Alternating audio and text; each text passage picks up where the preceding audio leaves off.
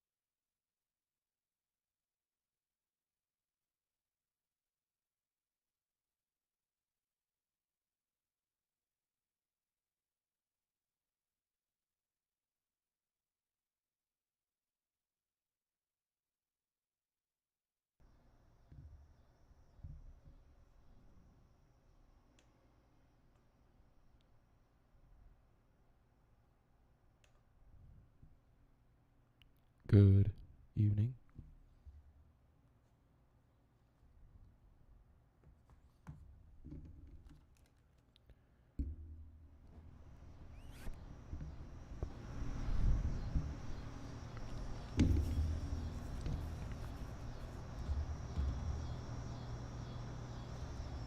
Good evening. Welcome to the stream.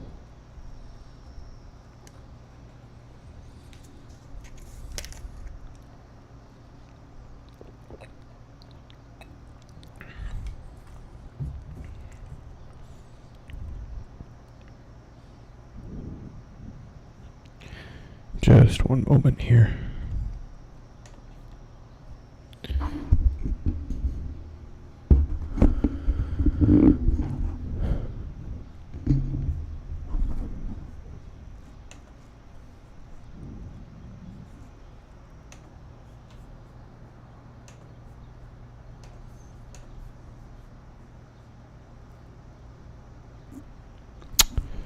Sorry, I need to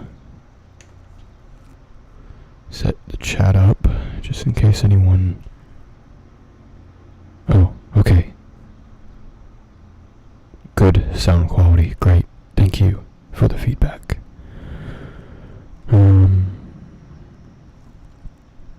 Okay.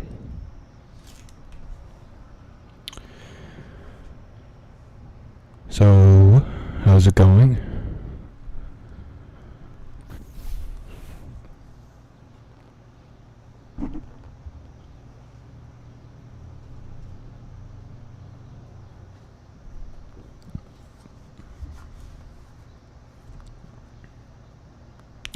Wow, this is the most views that we've had starting out in probably since the premiere, so that's great, thank you.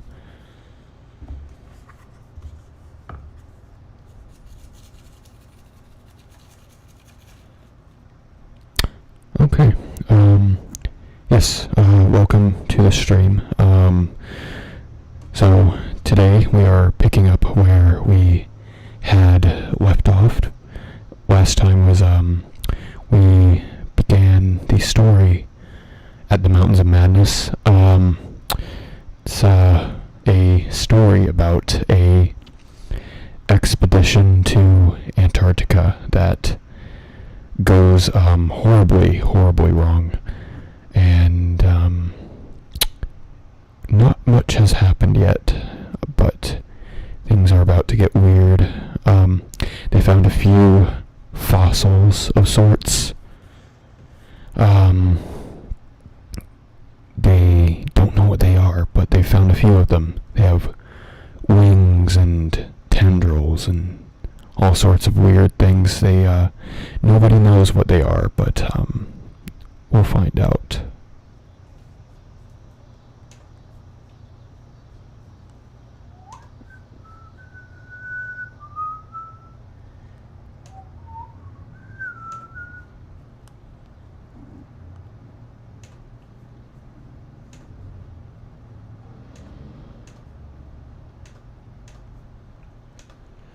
Okay.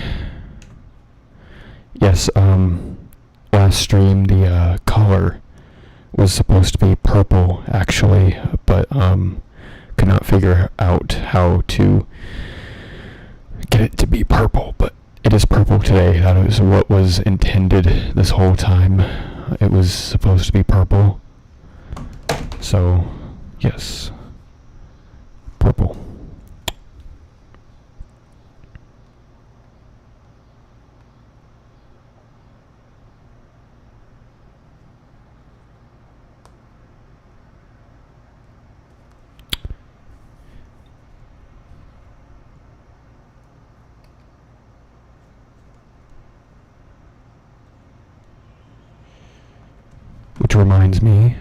Which reminds me, give me just a moment.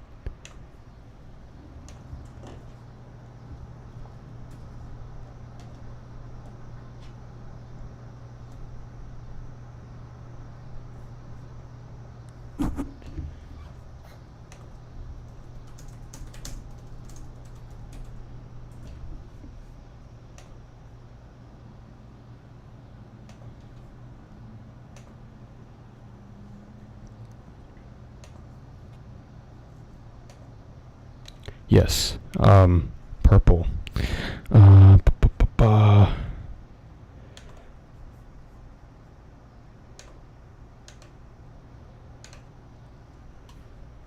Enjoy this.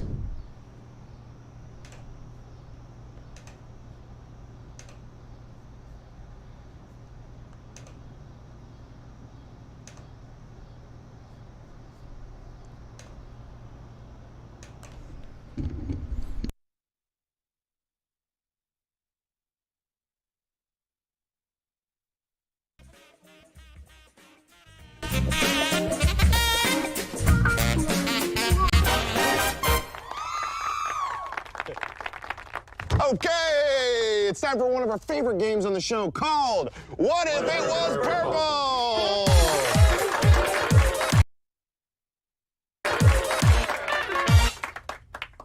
Up first, we have a pencil.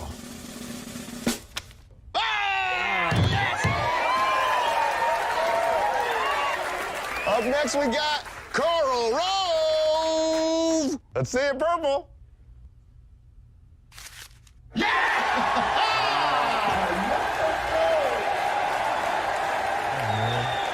Zig Heil! Zig Heil! Zig Heil!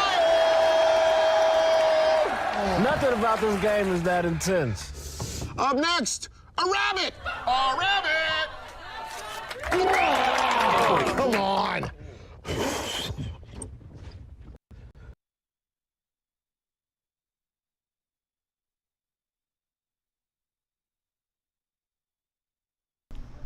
What if it were purple?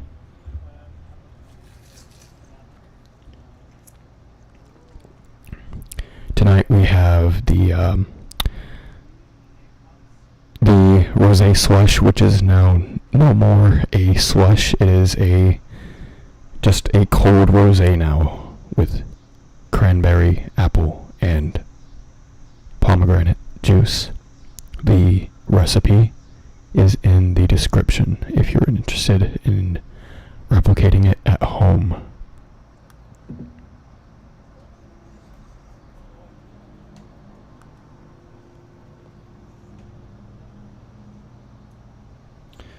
Okay. So, at the Mountains of Madness.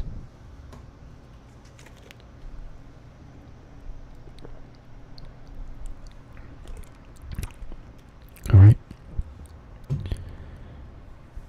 And I do not expect to finish this tonight. I imagine next stream we will finish the story. And then I will have something else afterwards. So, look forward to that. Chapter 3.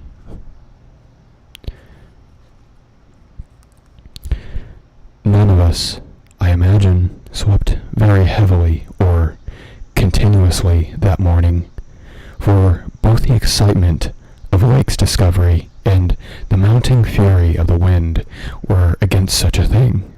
So savage was the blast, even where we were, that we could not help wondering how much worse it was at Lake's camp.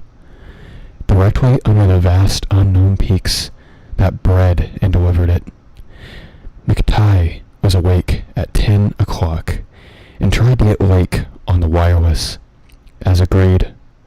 But some electrical condition in the disturbed air to the westward seemed to prevent communication.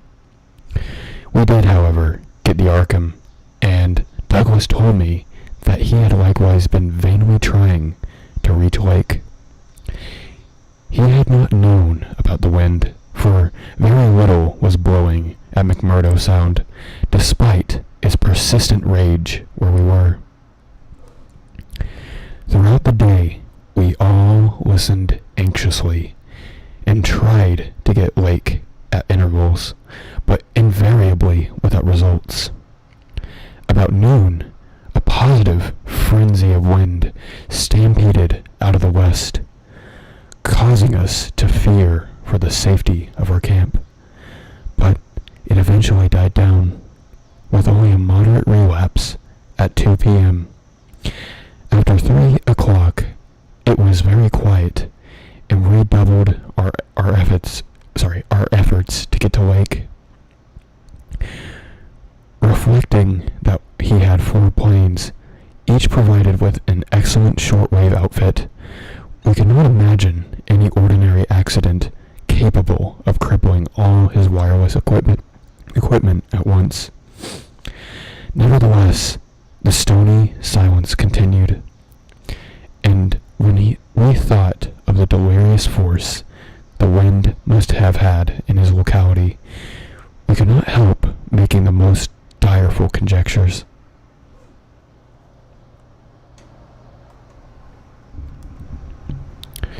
By 6 o'clock, our fears had become intense and definite, and after a wireless consultation with Douglas and Thorfinson, I resolved to take steps toward investigation.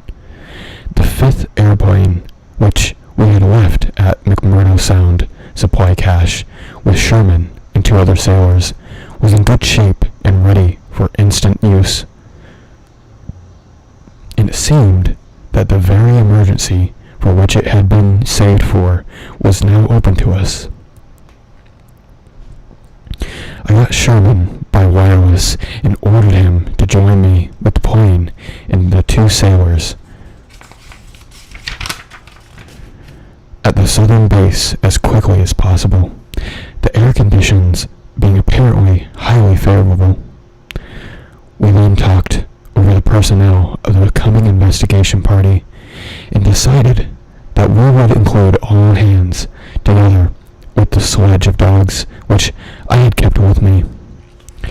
Even so great a load would not be too much for one of the huge planes built to our special orders for heavy machinery transportation. At intervals, I still tried to reach Lake with the wireless, but all to no purpose.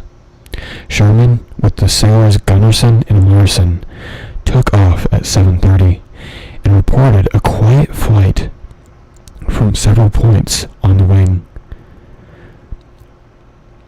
They arrived at our base at midnight, and all hands at once discussed the next move. It was risky business sailing over the Antarctic in a single airplane without any line of bases. But no one drew back from what seemed like the plainest necessity. We turned in at 2 o'clock for a brief rest after some preliminary loading of the plane. But we're up again in 4 hours to finish the loading and packing. At 7:15 a.m., January 25th, we started flying northwestward under McTighe's pilotage with 10 men, 7 dogs, a sledge, and fuel and food supply, and other items including the plane's wireless outfit. The atmosphere was clear, fairly quiet, and relatively mild in temperature, and we anticipated very little trouble in reaching the latitude and longitude designated by Lake as his site of the camp. Our apprehensions were over what we might find, or fail to find, at the end of our journey, for silence continued to answer all our calls dispatched to the camp.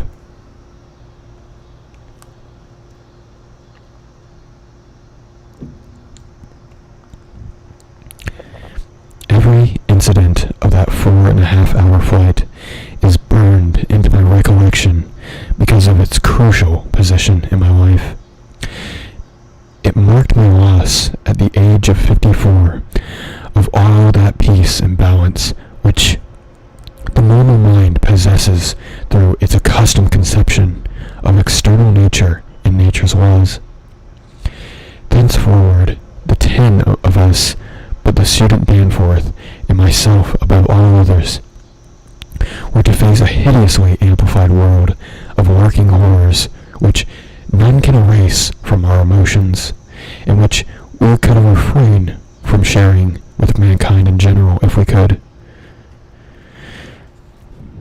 The newspapers have printed out the bulletins we sent from the moving plane, telling of our non-stop course, our 2 battles with treacherous upper air gales, our glimpse of the broken surface where Lake has sunk his mid-journey shaft 3 days before, and our sight of a group on those strange, fluffy snow cylinders noted by Amundsen and Bird as rolling in the wind across endless leagues of frozen plateau.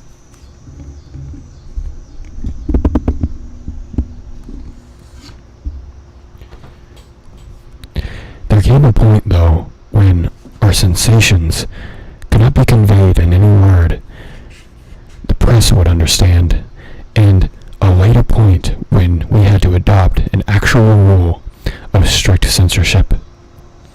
The sailor Larson was first to spy the jagged line of witch-like cones and pinnacles ahead, and his shouts sent everyone to the windows of the great cabined plane. Despite our speed, they were very slow in gaining prominence, hence we knew that they must be infinitely far off, invisible only because of their abnormal height. Little by little, however, they rose grimly into the western sky, allowing us to distinguish various bare, bleak, blackish summits, and to catch the curious sense of fantasy which they inspired as seen in the reddish Antarctic light against the provocative background of iridescent ice dust clouds. In the whole spectacle, there was a persistent, pervasive hint of stupendous secrecy and potential revelation, as if these stark, nightmare spires marked the pylons of a frightful gateway into forbidden spheres of dream, and complex gulfs of remote time, space, and ultra-dimensionality. I could not help feeling that they were evil things, mountains of madness whose farther slopes looked out over some accursed ultimate abyss. That seething, half-luminous cloud background held ineffable suggestions of a vague, ethereal beyondness far more than terrestrially spatial, and gave appalling reminders of the utter remoteness, separateness, desolation, and eon-long death of this untrodden and unfathomed astral world.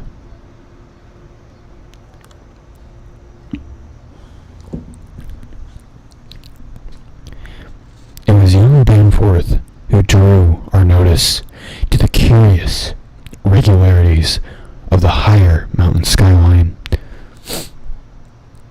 Regularities like clinging fragments of perfect cubes, which Lake had mentioned in his messages, which indeed justified his comparison with the dreamlike suggestions of primordial temple ruins on cloudy Asian mountaintops, so subtly and strangely painted by Rorik. There was indeed something hauntingly Rorik-like about this whole unearthly continent of mountains and mystery. I had felt it in October when we first caught sight of Victoria Land, and I felt afresh now. I felt too another wave of uneasy consciousness of arcane, mythical resemblances, of how disturbingly this lethal realm corresponded to the evilly famed plateau of Lang in the primal writings. Mythologists have placed Lang in Central Asia, but the racial memory of man, or of its predecessors, is long, but may as well be certain tales that have come down from lands and mountains and temples of horror earlier than Asia and earlier than any human world we know. A few daring mystics have hinted at a pre-Pleistocene origin of the fragmentary Panotic manuscripts, and have suggested that the devotees of Sathuga were as alien to mankind as Sathuga itself. Lang, wherever in space or time it might brood, was not a region I would care to be in or near. Nor did I relish the proximity of a world that had ever bred such ambiguous and arcane monstrosities as those Lake had just mentioned. At the moment, I felt sorry that I had ever read the abhorred Necronomicon, or talked so much with that unpleasantly erudite folklorist Wilmarth at the university. The mood undoubtedly served to aggravate my reaction to the bizarre mirage which burst upon us from the increasingly opalescent zenith as we drew near the mountains and began to make out the cumulative undulations of the foothills. I had seen dozens of polar mirages during the preceding weeks, some of them quite as uncanny and fantastically vivid as the present sample. But this one had a wholly novel and obscure quality of menacing symbolism, and I shuddered as the seething labyrinth of fabulous walls and towers and minarets loomed out of the troubled ice vapors above our heads. The effect was that of a cyclopean city of no architecture known to man or to human imagination, with vast aggregations of night-black masonry embodying monstrous perversions of geometrical laws and attaining the most grotesque extremes of sinister bizarrerie.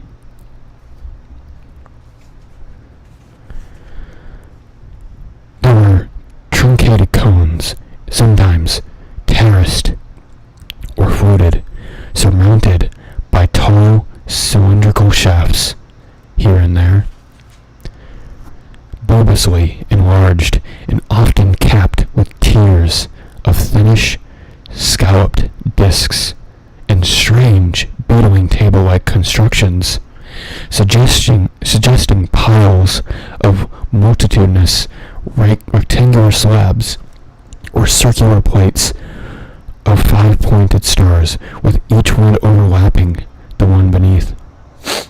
Sorry, I'm getting very dried out nasally.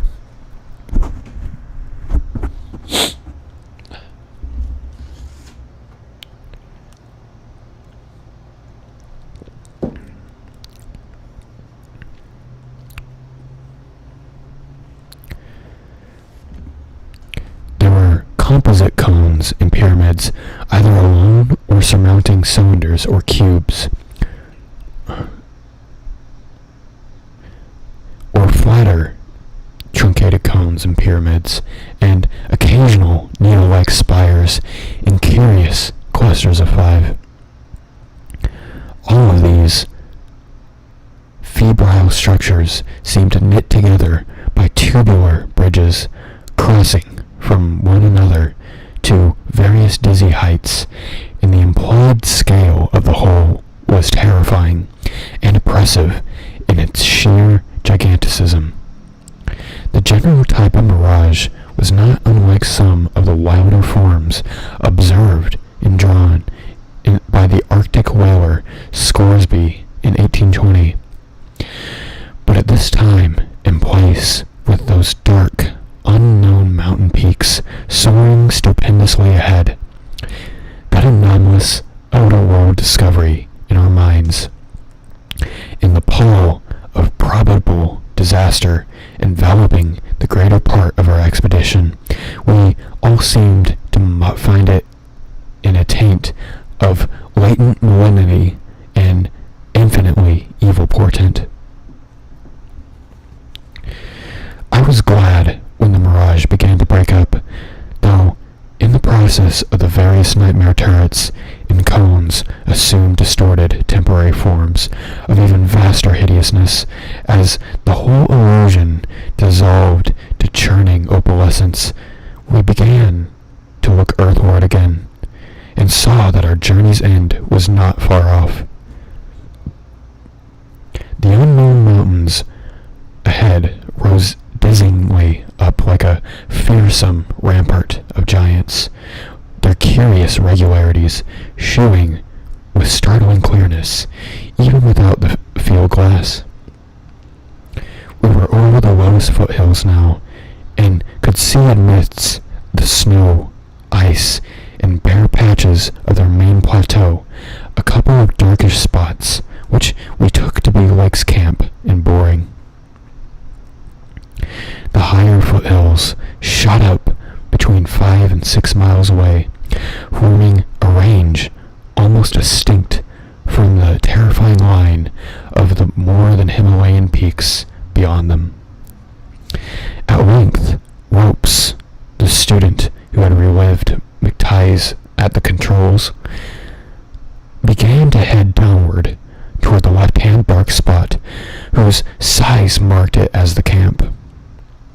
As he did so, McTie sent out the last uncensored wireless message the world was to receive from our expedition.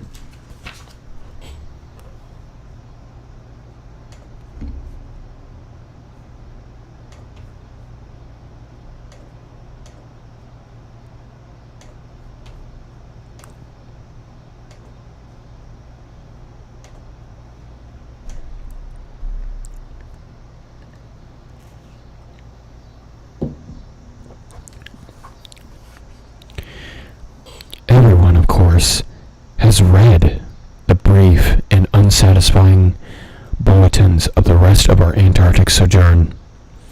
Some hours after our landing, we sent a guarded report of the tragedy we found, and reluctantly announced the wiping out of the whole lake party by the frightful wind of the preceding day, or of the night before. 11 known dead, young Gedney missing. People pardoned our hazy lack of details through realization of the shock this sad event must have caused us, and believed us when we explained that the mangling action of the wind had rendered all 11 bodies unsuitable for transportation outside. Indeed, I flatter myself that even in the midst of our distress, utter bewilderment, and soul-clutching horror, we scarcely went beyond the truth in any specific instance. The tremendous significance lies in what we dared not tell. What I would not tell now, but for the need of warning others off from nameless terrors. It is a fact that the wind had wrought dreadful havoc. Whether all could have lived through it, even without the other thing, is gravely open to doubt. The storm, with its fury of madly driven ice particles, must have been beyond anything our expedition had encountered before. One airplane shelter, all it seems, had been left in a far too flimsy and inadequate state. It was nearly pulverized, and the derrick at the distant boring was entirely shaken to pieces. The exposed metal of the grounded planes and drilling machinery was bruised into a high polish, and 2 of the small tents were flattened despite their snow banking. Wooden surfaces left out in the blast were pitted and denuded of paint, and all signs of tracks in the snow were completely obliterated. It is also true that we found none of the arcane biological objects in a condition to take outside as a whole. We did gather some minerals from a vast tumbled pile, including several of the greenish soapstone fragments, whose odd 5-pointed rounding and faint patterns of grouped dots caused so many doubtful comparisons in some fossil bones, among which were the most typical of the curiously injured specimens.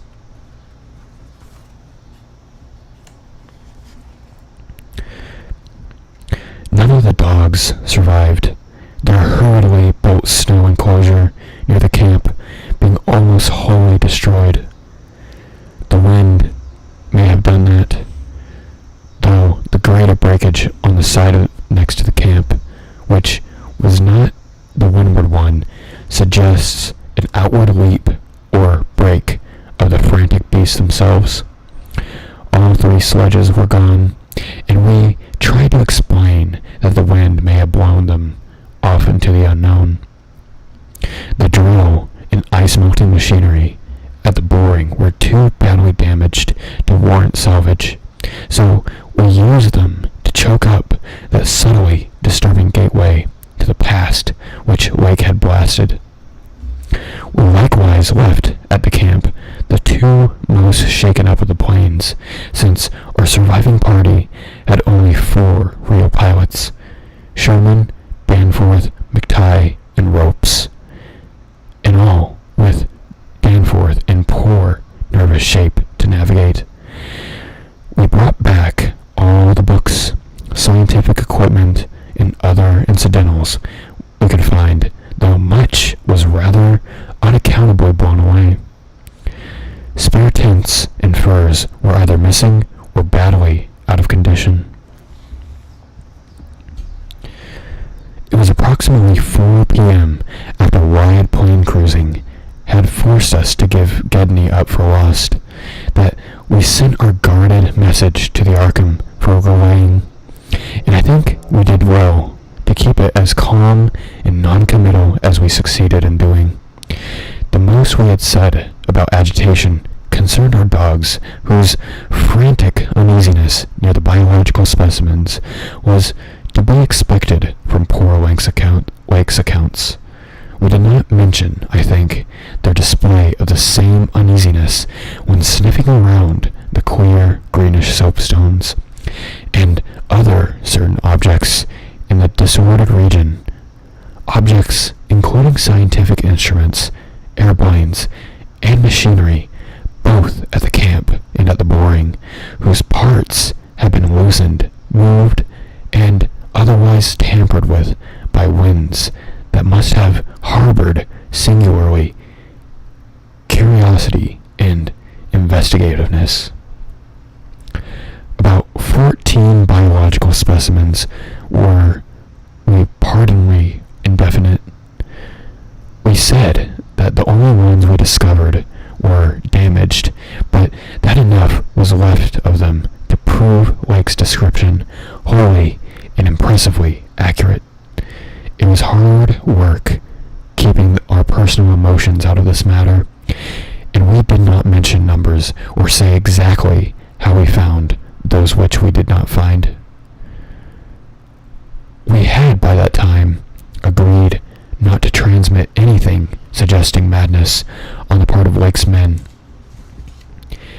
and it surely looked like madness to find 6 imperfect monstrosities carefully buried upright in 9-foot snow graves under 5 pointed mounds, punched over with groups of dots and patterns exactly like those on the queer greenish soapstones dug up from the Mesozoic and Tertiary times.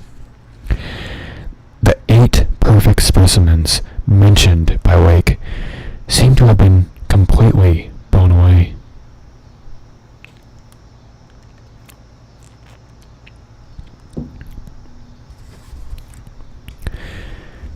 We were careful, too, about the public's general peace of mind.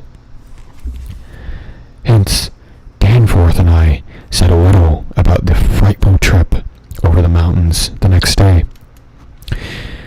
It was the fact that only a radically lightened plane could cross a range of such height, which mercifully limited that scouting tour to the 2 of us. On a return, at 1 a.m., Danforth was close to hysterics, but kept an admirably stiff upper lip. It took no persuasion to make him promise not to shew our sketches and other things we brought away in our pockets. Not to say anything more to the others that what we had agreed to relay outside and to hide our camera films for private development later on.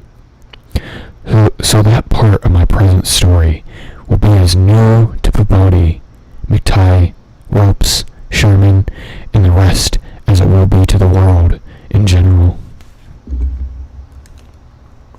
Indeed, Danforth is closer-mouthed than I, for he saw, or thinks he saw, one thing he will not tell even me.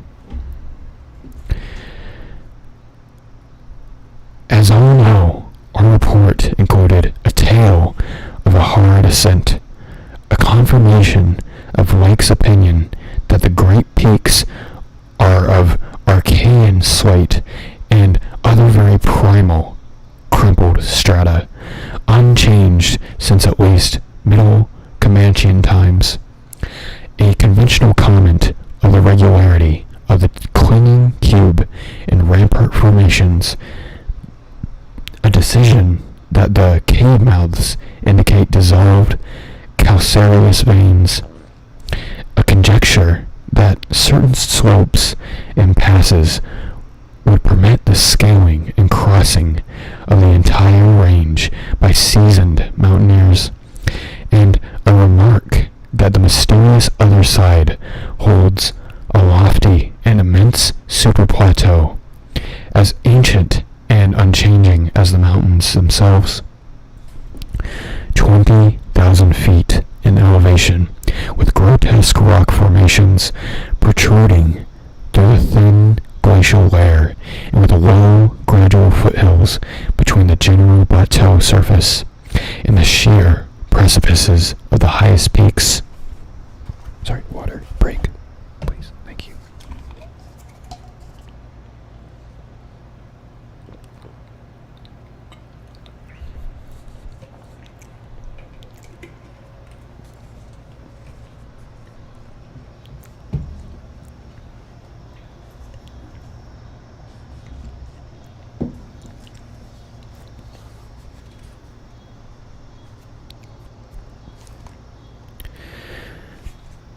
This body of data is in every respect true so far as it goes, and it completely satisfied the men at the camp. We weighed our absence of 16 hours, a longer time than our announced flying, landing, reconnoitering, and rock collecting program called for, to a long mythical spell of adverse wind conditions, and told truly of our landing on the farthest foothills.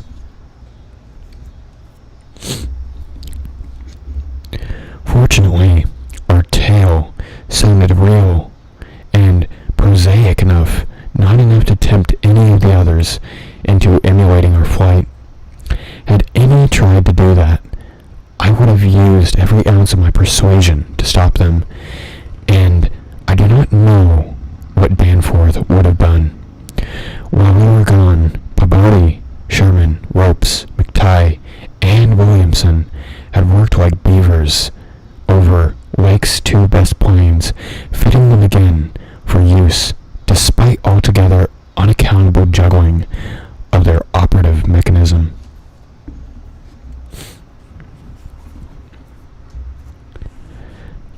We decided to load all the planes the next morning and start back for our old base as soon as possible. Even though indirect, that was our safest way to work toward McMurdo Sound. For a straight line flight across the most utterly unknown stretches of the eon-dead continent would involve many additional hazards. Further exploration was hardly feasible in view of our tragic decimation and the ruin of our drilling machinery, and the doubts and horrors around us, which we did not reveal, made us wish only to escape from this austral world of desolation and brooding madness as swiftly as we could.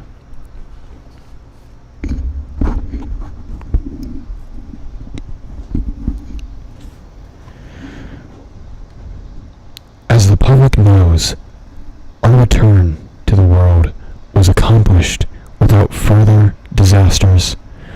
All planes reached the old base on the evening of the next day, January 27th, after a swift, non-stop flight, and on the 28th we made McMurdo Sound in 2 laps, the one pause being very brief and occasioned by a faulty rudder in the furious wind on the ice shelf after we had cleared the great plateau in 5 days more than the Arkham in the Miskatonic, with all hands and equipment on board.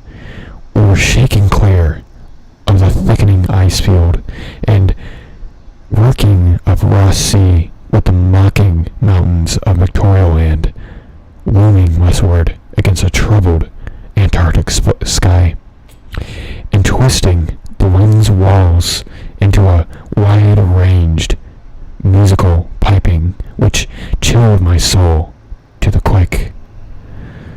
Less than a fortnight later, we left the last hint of polar land behind us, and thanked heaven that we were clear of a haunted, accursed Rome, where life and death, space and time, have made black and blasphemous alliances in the unknown epochs since matter first writhed and swam on the planet's scarce, cooled crust.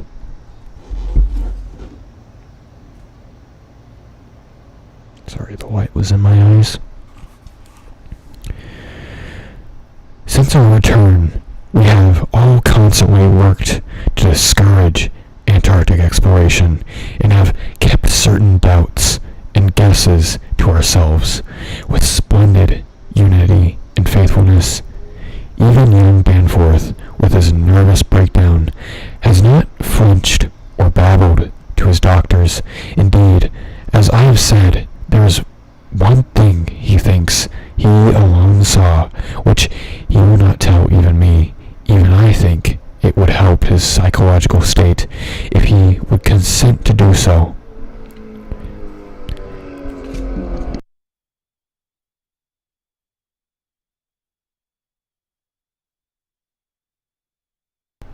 It might explain and relieve much, though perhaps the thing was no more than the delusive aftermath of an earlier shock.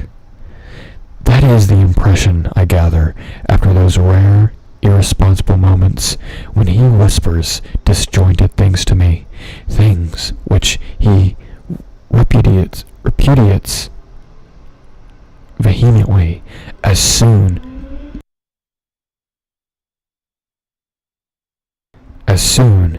as he gets a grip on himself again. It will be hard work deterring others from the great white South, and some of our efforts may directly harm our cause by drawing inquiring notice. We might have known from the first that human curiosity is undying, and that the results we announced would be enough to spur others ahead on the same age-long pursuit of the unknown. Lake's curious reports of those biological monstrosities had aroused naturalists and paleontologists to the highest pitch, though we were sensible enough to not shew the detached parts we had taken from the actual buried specimens, or our photographs of those specimens as they were found. We also refrained from shewing the more puzzling of the scarred bones and greenish soapstones, while Danforth and I have closely guarded the pictures we took or drew on the super plateau across the range, and the crumpled things we smoothed, studied in terror, and brought away in our pockets. But now that Starkweather Moore party is organizing, and with a thoroughness far beyond anything our outfit attempted. If not dissuaded, they will get to the innermost nucleus of the Antarctic and melt and bore till they bring up that which may end the world we know. So, I must break through all reticences at last, even about the ultimate nameless thing beyond the mountains of madness.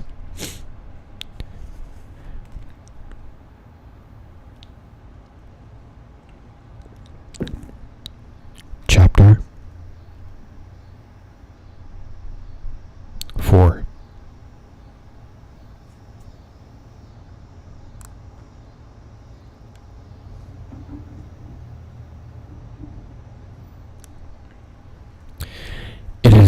only with a vast hesitancy and repugnance that I let my mind go back into Lake's camp and what we really found there, into that other thing beyond the frightful mountain wall.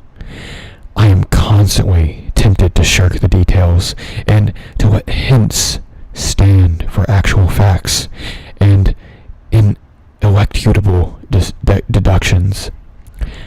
I hope I have said enough already to let me guide briefly over the rest. The rest, that is, of the horror at the camp.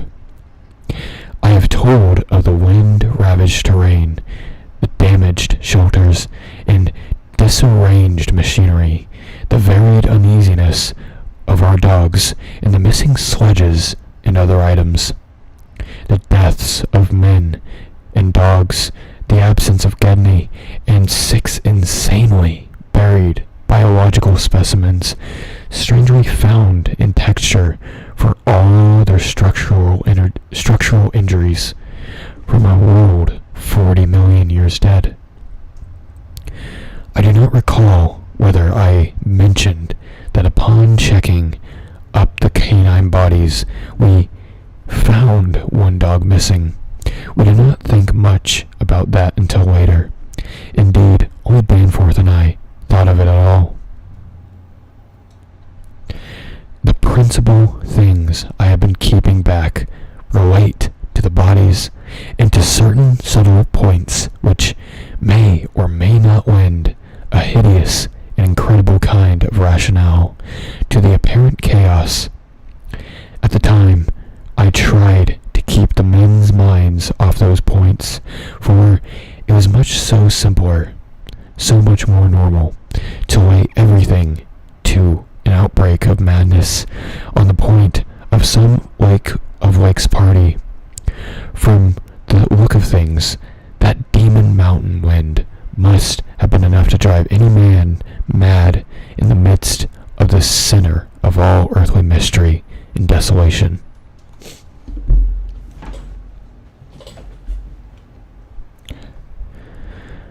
The crowning abnormality, of course, was the condition of the bodies, men and dogs alike.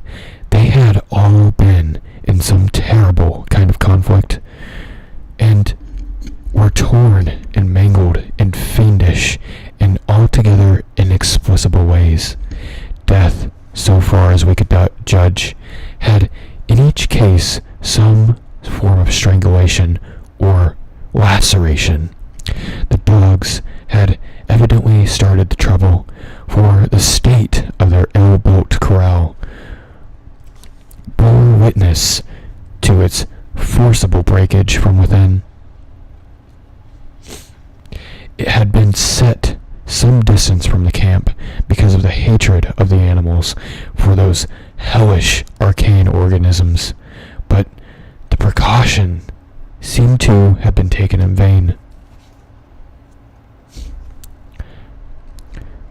When left alone in that monstrous wind, behind flimsy walls of insufficient height, they must have stampeded, whether from the wind itself or some subtle increasing odor emitted by the nightmare specimens.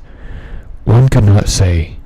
Those specimens, of course, had been covered with a tent cloth, yet the low Antarctic sun had beat steadily upon that cloth, and Lake had mentioned that solar heat tended to make the strangely sound and tough tissues of the things relax and expand. Perhaps the wind had whipped the cloth from over them and jostled them in such a way that their more pungent olfactory qualities became manifest despite their unbelievable antiquity. But whatever happened, it was hideous and revolting enough. Perhaps I had better put squeamishness aside and tell the worst at last, though with categorical statement of opinion based on the first-hand observations and most rigid deductions of both Danforth and myself. that the then missing Gedney was in no way responsible for the loathsome horrors. I have said that the bodies were frightfully mangled. Now I must add that some were incised and subtracted from the most curious, cold-blooded, and inhuman fashion. It was the same with the dogs and men.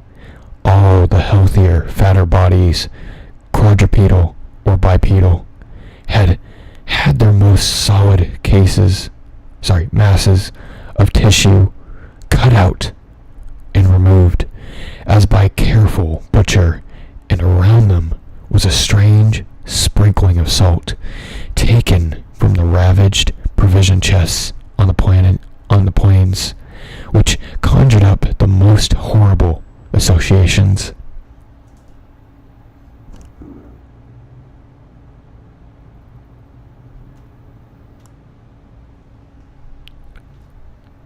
The thing had occurred in one of the crude airplane shelters from which the plane had been dragged out, and the subsequent winds had effaced all tracks which could have supplied any plausible theory. Scattered bits of clothing, roughly slashed from the human incision subjects, hinted no clues. It was useless to bring up the half-impression of certain faint snow prints in one shielded corner of the ruined enclosure, because that impression did not concern human prints at all, but was clearly mixed up with all the talk of fossil prints which poor Lake had been giving throughout the preceding weeks. One had to be careful of the imagination in the lee of those overshadowing mountains of madness. As I have indicated, Gedney and one dog turned out to be missing in the end, and when we came on that terrible shelter, we had missed 2 dogs and 2 men. But the fairly unharmed dissecting tent, which we had entered after investigating the monstrous graves, had something to reveal. It was not as Lake had left it, for the covered parts of the primal monstrosity had been removed from the improvised table. Indeed, we had already realized that from the improvised table, 6 imperfect, and insanely buried things, we had found the one with the trace of a peculiarly hateful odor must represent the collected sections of the entity which Lake had tried to analyze. On and around that laboratory table were strewn other things, and it did not take long for us to guess that those things were the carefully, though oddly and inexpertly dissected parts of one man and one dog. I shall spare the feelings of survivors by omitting mention of the man's identity. Lake's anatomical instruments were missing, but there were evidences of their careful cleansing. The gasoline stove was also gone, though around it we found a curious litter of matches.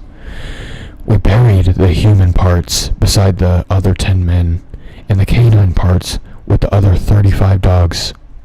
Concerning the bizarre smudges on the laboratory table and on the jumble of roughly handled illustrated books scattered near it, we were much too bewildered to speculate. This formed the worst of the camp horror, but other things were equally perplexing. The disappearance of Gedney, the one dog, and 8 uninjured biological specimens, the 3 sledges, and certain instruments, illustrated technical and scientific books, writing materials, electric torches and batteries, food and fuel, heating apparatus, spare tents, fursuits, and the like, was utterly beyond sane conjecture. As we, likewise, the spatter-fringed ink blots on certain pieces of paper and the evidences of curious alien fumbling and experimentation around the planes and all other mechanical devices, both at the camp and at the boring. The dogs seemed to abhor this oddly disordered machinery.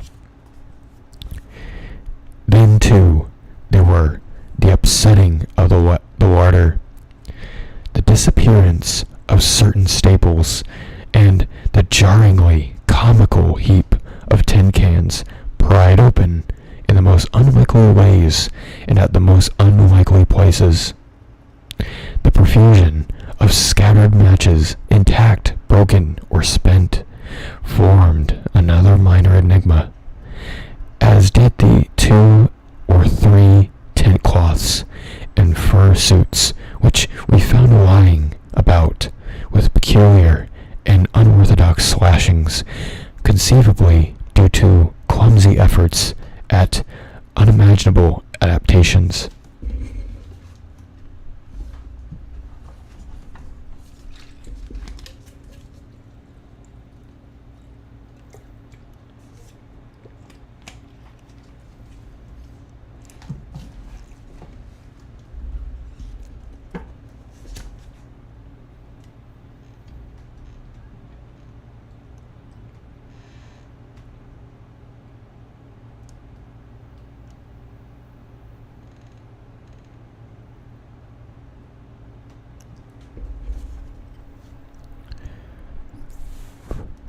The maltreatment of the human and canine bodies and the crazy burial of the damaged archaean specimens were all of a piece with this apparent disintegrative madness in view of such an eventuality as the present one.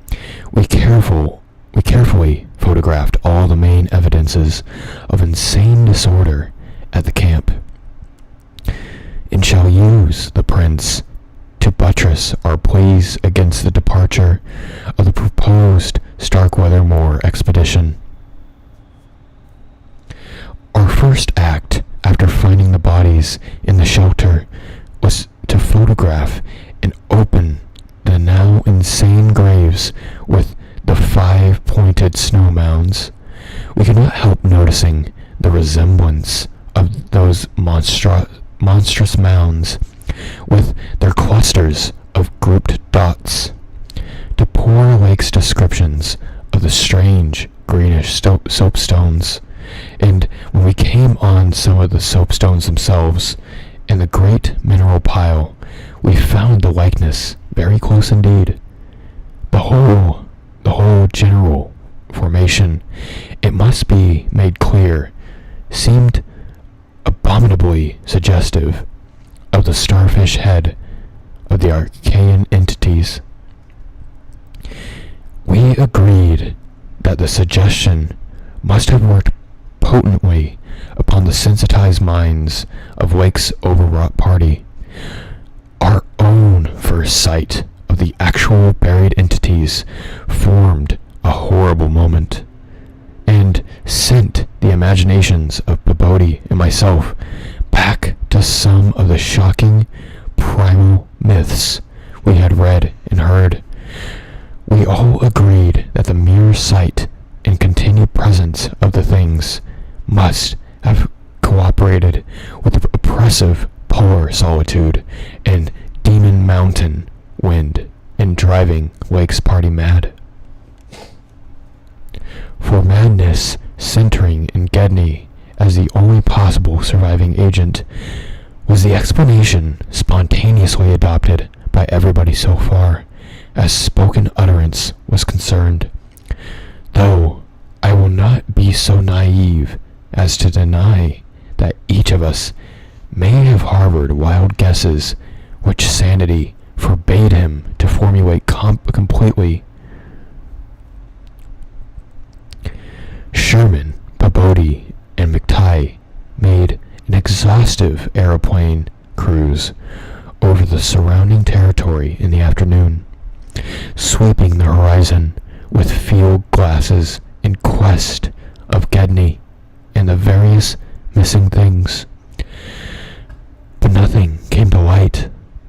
The party reported the Titan Barrier Range extended endlessly to right and left alike, without any diminution in height or essential structure. On some of the peaks, though, the regular cube and rampart formations were bolder and plainer, having doubly fantastic similitudes to Rorik painted Asian hill ruins. The distribution of cryptical cave mouths on the black snow-denuded summits seemed roughly even as far as the range could be traced.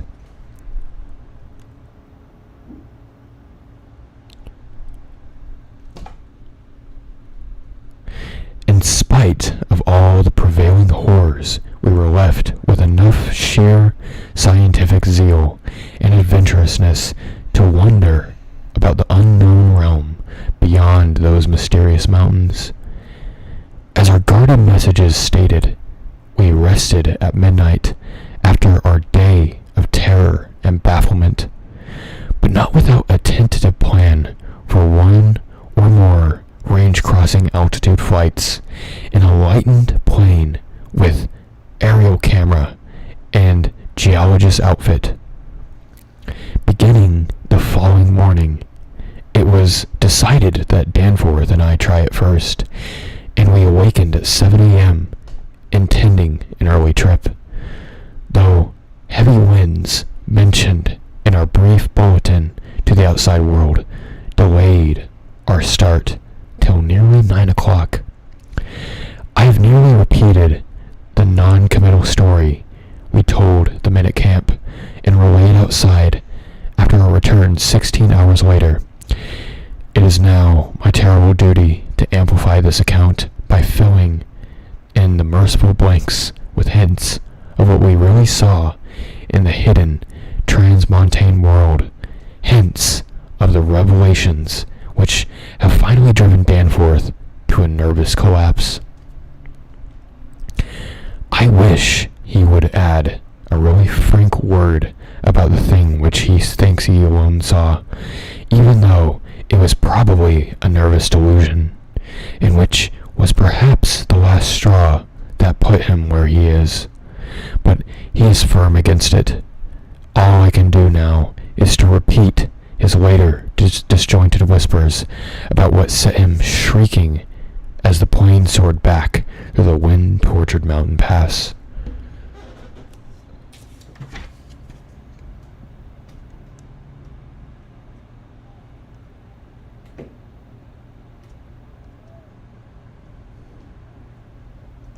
Sorry, just one moment.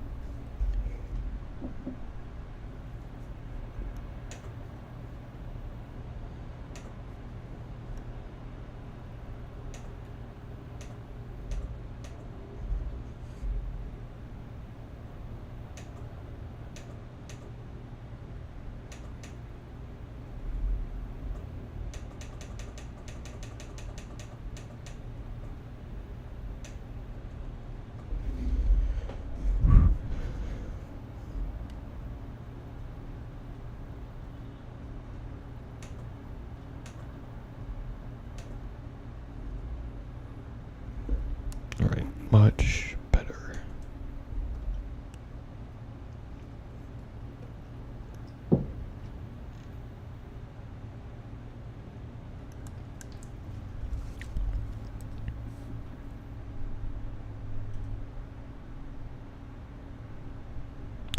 This will form my last word.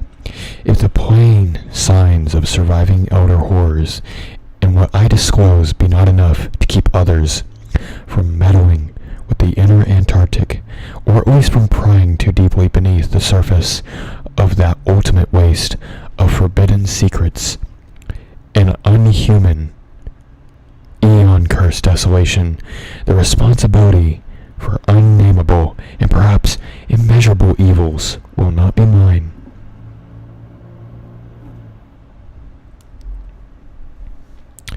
Danforth and I, studying the notes made by Pavodi in his afternoon flight and checking up with the sextant, had calculated that the lowest available pass in the range lay somewhat to the right of us, within sight of the camp, and about 23,000 or 24,000 feet above sea level.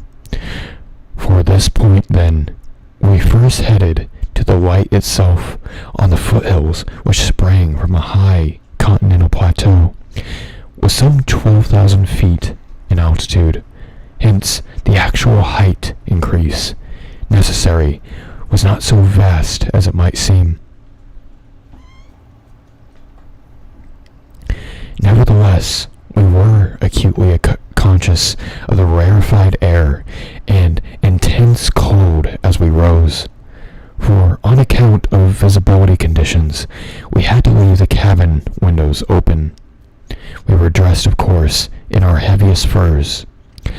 As we drew near the forbidding peaks, dark and sinister above the line of crevasse-riven snow and interstitial glaciers, we noticed more and more the curiously regular formations clinging to the slopes, and thought again of the strange Asian paintings of Nicholas Roerich. The ancient and wind-weathered rock strata fully verified all of Lake's bulletins and proved that these hoary pinnacles have been towering up in exactly the same way since a surprisingly early time in Earth's history, perhaps over 50 million years.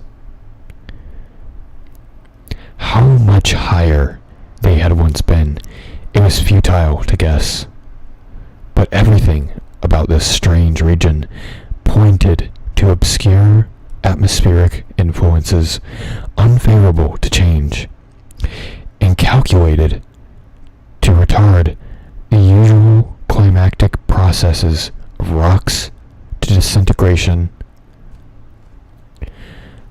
But it was the mountainside tangle of rectangular cubes, ramparts, and cave mouths which fascinated and disturbed us most.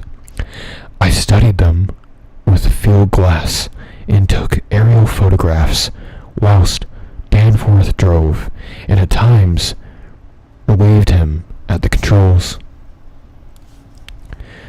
Though my aviation knowledge was purely an amateur's, in order to let him use the binoculars, we could easily see that much of the material of things was a lightish, arcane quartzite, unlike any formation visible over broad areas of general surface, and that their regularity was extreme and uncanny to an extent which poor Lake had scarcely hinted. And as he said, their edges were crumbled and rounded from untold eons of savage weathering. But their preternatural solidity was tough material and had saved them from obliteration. Many parts, especially those closest from the slopes, seemed identical in substance with the surrounding rock surface. The whole arrangement looked like ruins of Machu Picchu in the Andes, or the primal foundation walls of Quiche as dug up by the Oxford Field Museum expedition in 1929.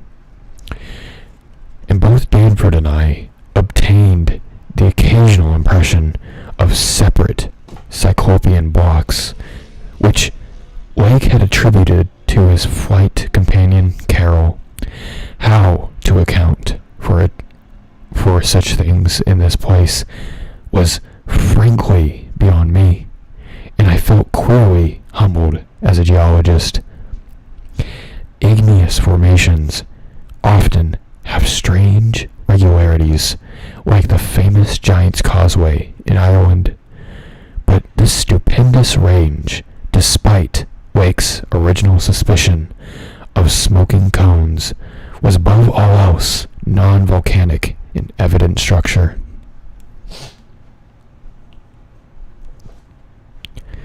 The curious cave mouths, near which the odd formations seemed most abundant, presented another, albeit a lesser, puzzle because of the regularity of the outline.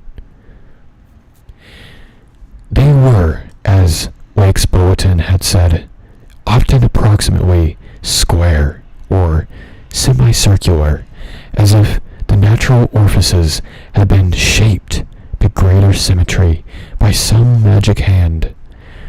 Their numerousness and wide distribution were remarkable and suggested that the whole region was honeycombed with tunnels dissolved out of limestone strata.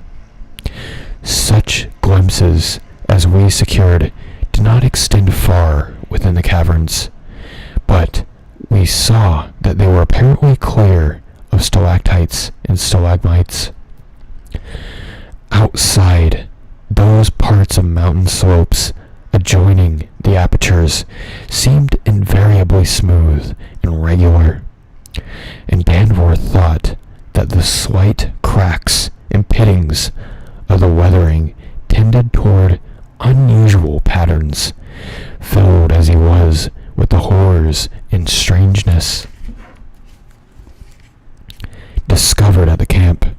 He hinted that the pittings vaguely resembled those baffling groups of dots sprinkled over the primeval greenish soapstones, so hideously duplicated on the madly conceived snow mounds above the 6 buried monstrosities.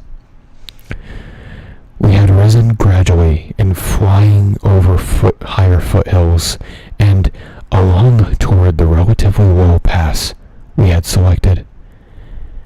As we advanced, we occasionally looked down at the snow and ice of the land route, wondering whether we had attempted the trip with simpler equipment of earlier days.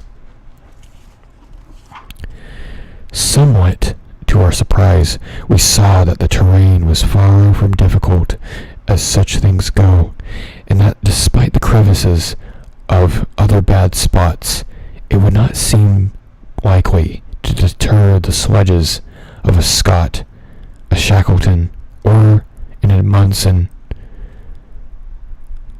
Some of the glaciers appeared to lead up to wind-barred passes with unusual continuity, and upon reaching our chosen pass, we found that its case formed no exception.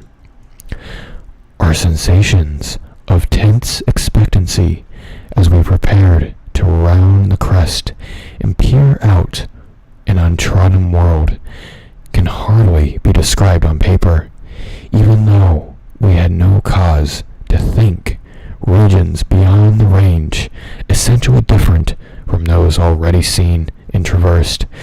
The touch of evil mystery in these barrier mountains and in the beckoning sea of opalescent sky glimpsed betwixt their summits was a highly suitable and attenuated matter, not to be explained in literal words. Rather, it was an affair of vague psychological symbolism and aesthetic association, a thing myths working and shunned in forbidden volumes. Even the wind's burden held a peculiar strain of conscious malignity. For a second it seemed that the composite sound included a bizarre musical whistling or piping over a wide range as the blast swept in and out of the omnipresent and resonant cave mouths.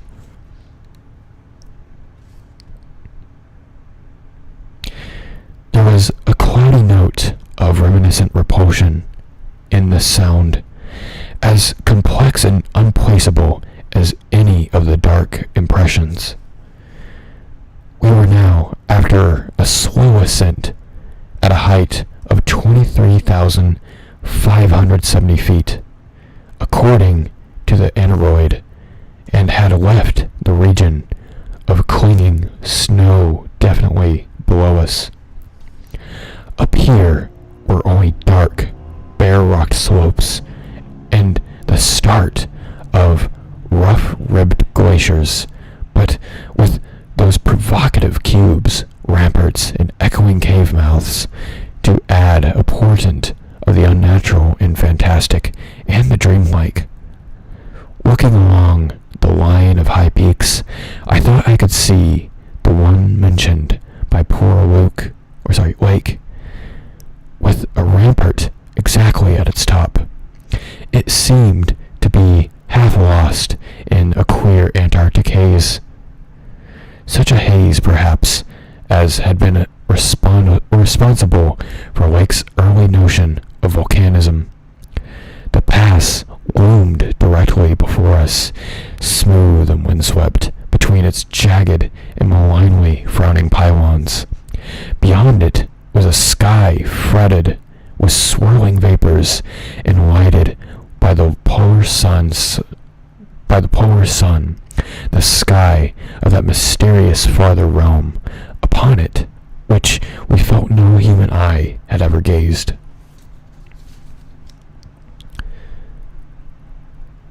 A few more feet of altitude, and we would behold that realm.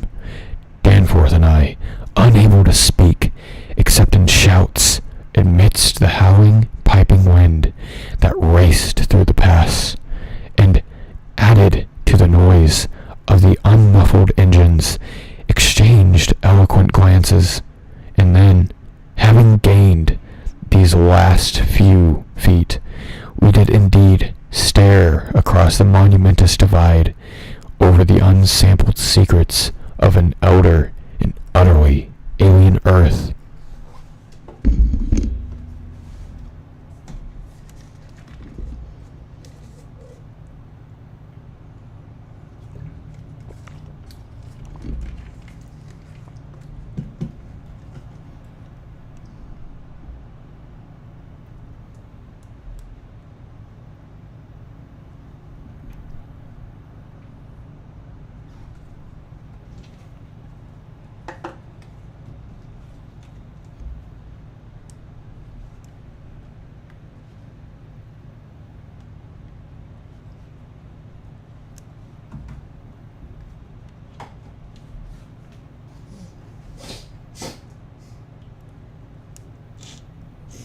Okay, sorry.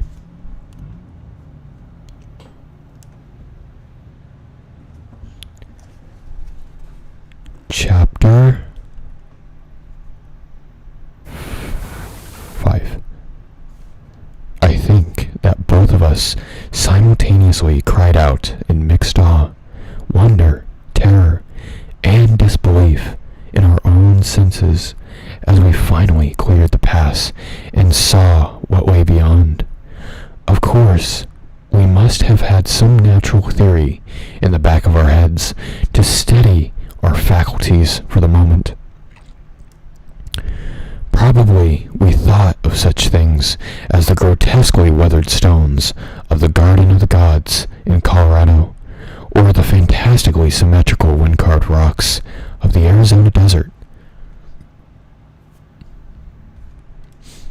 Perhaps we even have thought the sight a mirage like we had seen the morning before on first approaching the mountains of madness.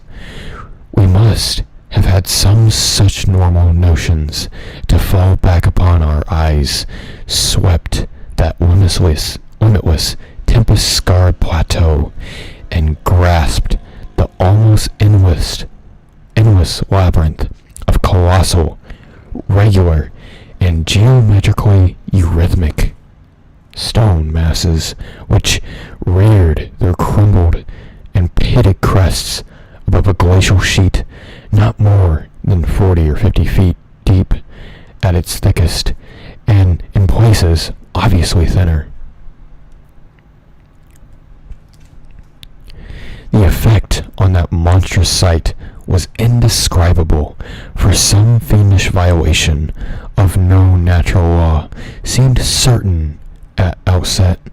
Here, on a hellishly ancient tableland full 20,000 feet high, and in a climate deadly to habitation since a pre-human age not less than 500,000 years ago, there stretched nearly to the vision's limit a tangle of orderly stone, which only the desperation of mental self-defense could possibly attribute to any but a conscious and artificial cause.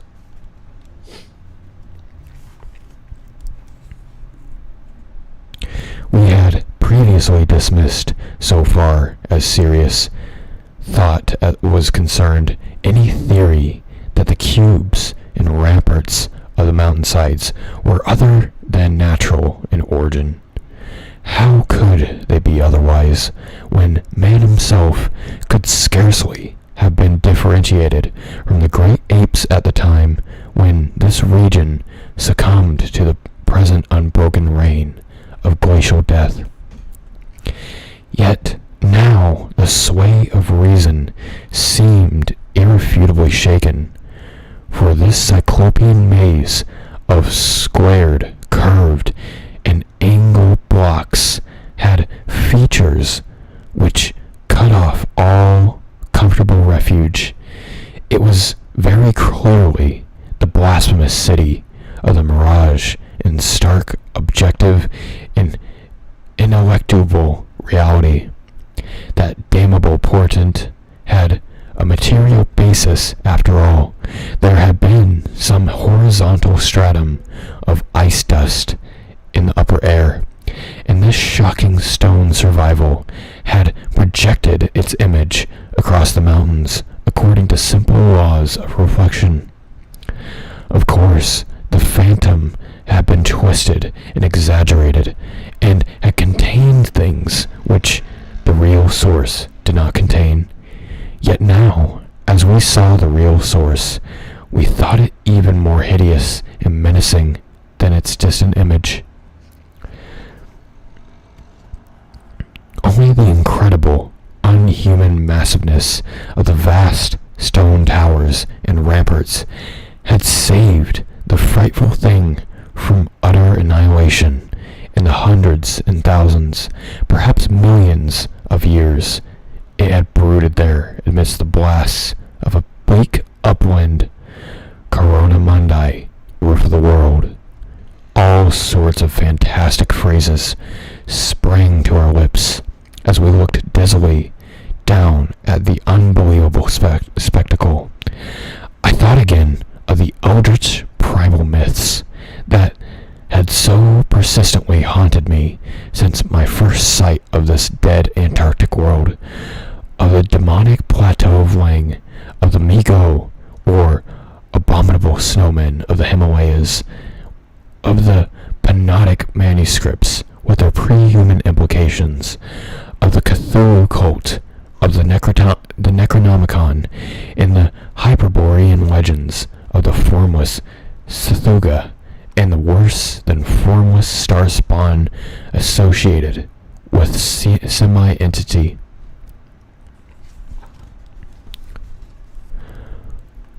For boundless miles in every direction, the thing stretched off with very little thinning. Indeed, as our eyes followed it to the right and left along the base of the low, gradual foothills, which separated it from the actual mountain rim, we decided that we could see no thinning at all, except for the interruption at the left of the pass through which we had come. We had merely struck, at random, a limited part of something incalculable extent. The foothills were more sparsely sprinkled with grotesque stone structures, linking the terrible city to the already familiar cubes and ramparts which evidently formed its mountain outposts. These latter, as well, the queer cave mouths, were as thick on the inner as on the outer sides of the mountains. The nameless stone labyrinth consisted, for the most part, of walls from 10 to 150 feet in ice-clear height, and of a thickness varying from 5 to 10 feet. It was composed mostly of prodigious blocks of dark primordial slate, schist, and sandstone. Blocks, in many cases, as large as 4 by 6 by 8 feet, though in several places it seemed to be carved out of a solid, uneven bedrock of Precambrian slate. These buildings were far from equal in size, there being innumerable honeycombed fragments of arrangements of enormous extent, as well as smaller, separate structures. The general shape of these things tended to be conical, pyramidal, or terraced, though there were many perfect cylinders, perfect cubes, clusters of cubes, and other rectangular forms, and a peculiar sprinkling of angled edifices whose five-pointed ground plan roughly suggested modern fortifications. The builders had made constant and expert use of the principle of the arch and domes, and probably existed in the city's heyday. The whole tangle was monstrously weathered, and the glacial surface from which the towers projected was strewn with fallen blocks and immemorial debris, where the glaciation was transparent and we could see the lower parts of the gigantic piles and noticed the ice-preserved stone bridges which connected the different towers at varying distances above ground. On the exposed walls, we could detect the scarred plates where other higher bridges of the same sort had existed. Closer inspection revealed countless largish windows,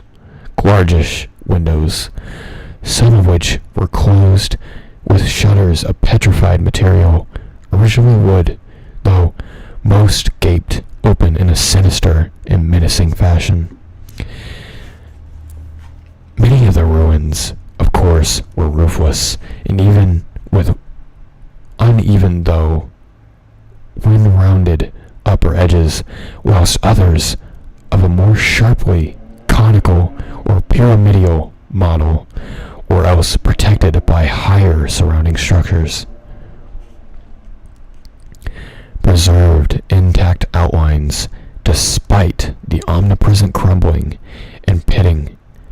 With the field glass, we could barely make out what seemed to be sculptural decorations in horizontal bands, decorations including curious groups of dots whose presence on the ancient soapstones now assumed a vastly larger significance.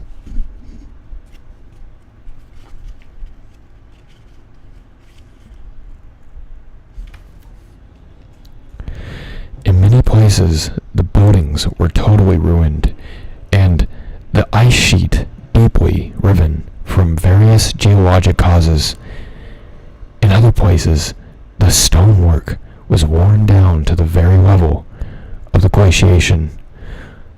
One broad swath, extending from the plateau's interior to a cleft in the foothills about a mile to the left of the pass we had traversed, was wholly free from buildings, and probably represented, we concluded, the course of some great river which in territory times millions of years ago had poured through the city into some prodigious subterranean abyss of the Great Barrier Range.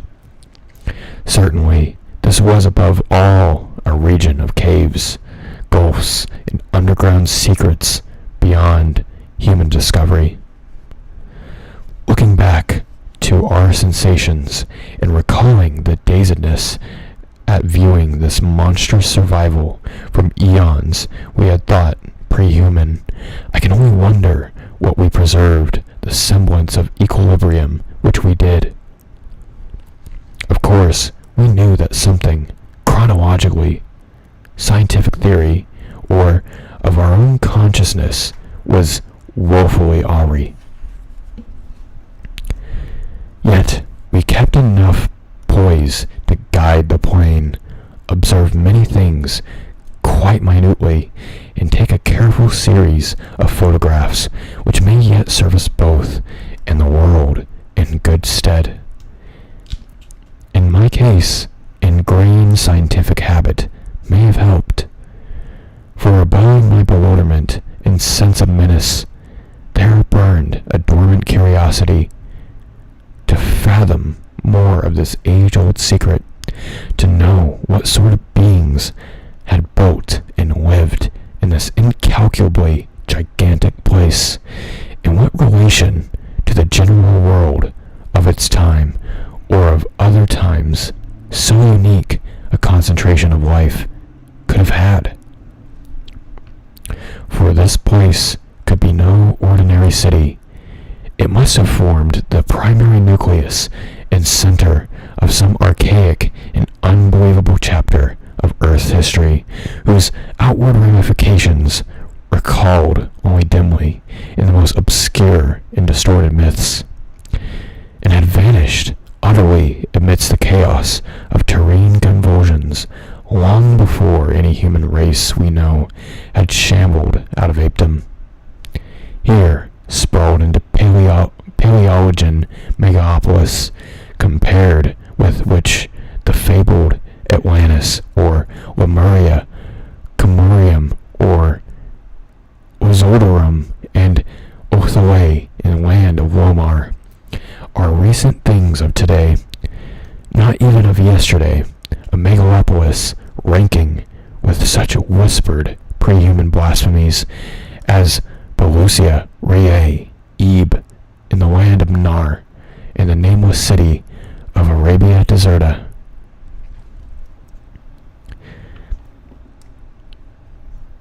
As we flew above that tangle of stark Titan towers, my imagination sometimes escaped all bounds and roved aimlessly in realms of fantastic associations, even weaving links betwixt this lost world and some of my wildest dreams concerning the mad horror at the camp.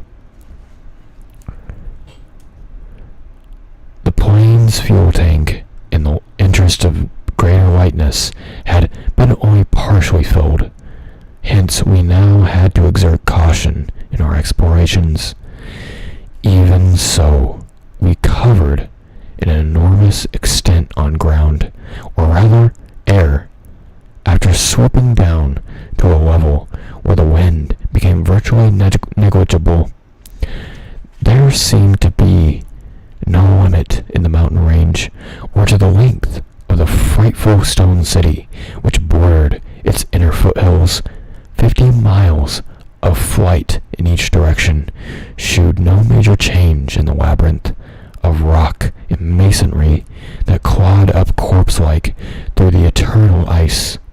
There were, though, some absorbing diversifications, such as carvings on the canyon where that broad river had once pierced the foothills and approached its sinking place in the Great Range. The highlands in the stream's entrance had been boldly carved in cyclopean pylons, and something about the ridgy, barrel-shaped designs stirred up oddly vague, hateful, and confused amusing semi-resemblances in both Danforth and me.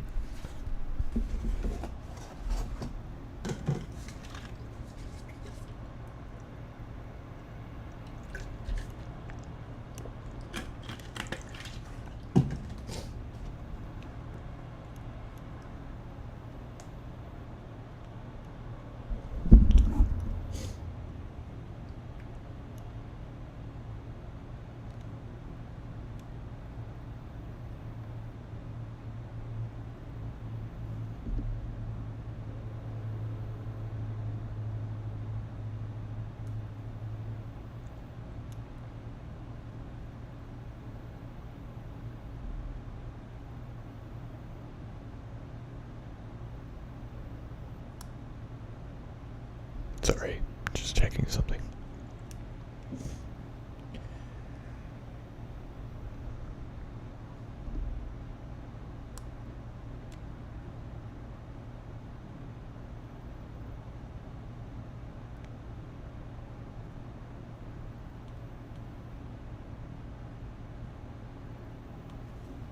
Okay.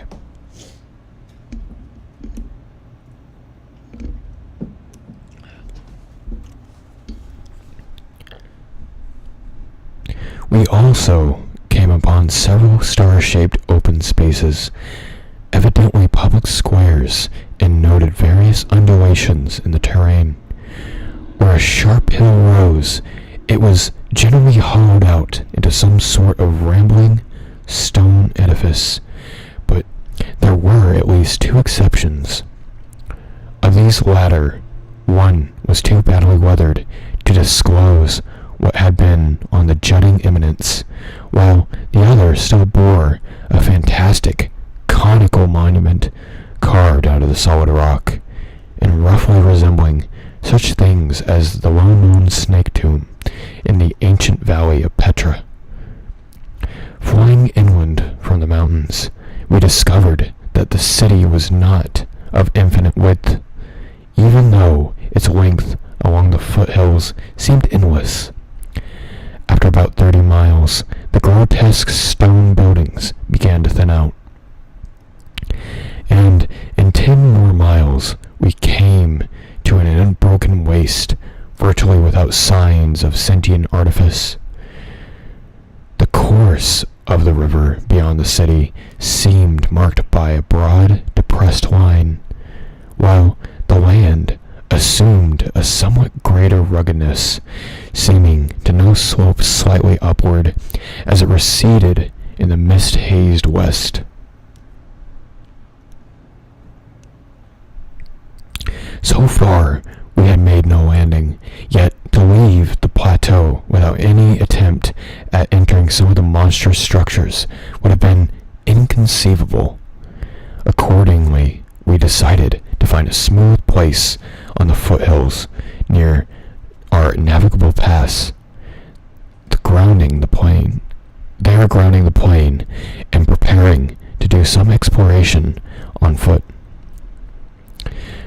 Though these gradual slopes were partly covered with a scattering of ruins, low flying soon disclosed an ample number of possible landing places.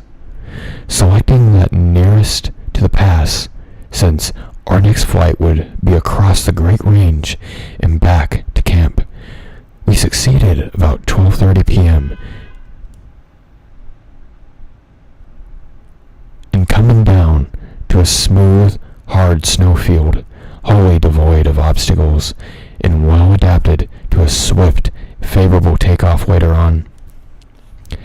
It did not seem necessary to protect the plane with a snow banking so far brief a time and in so comfortable an absence of high winds at this level.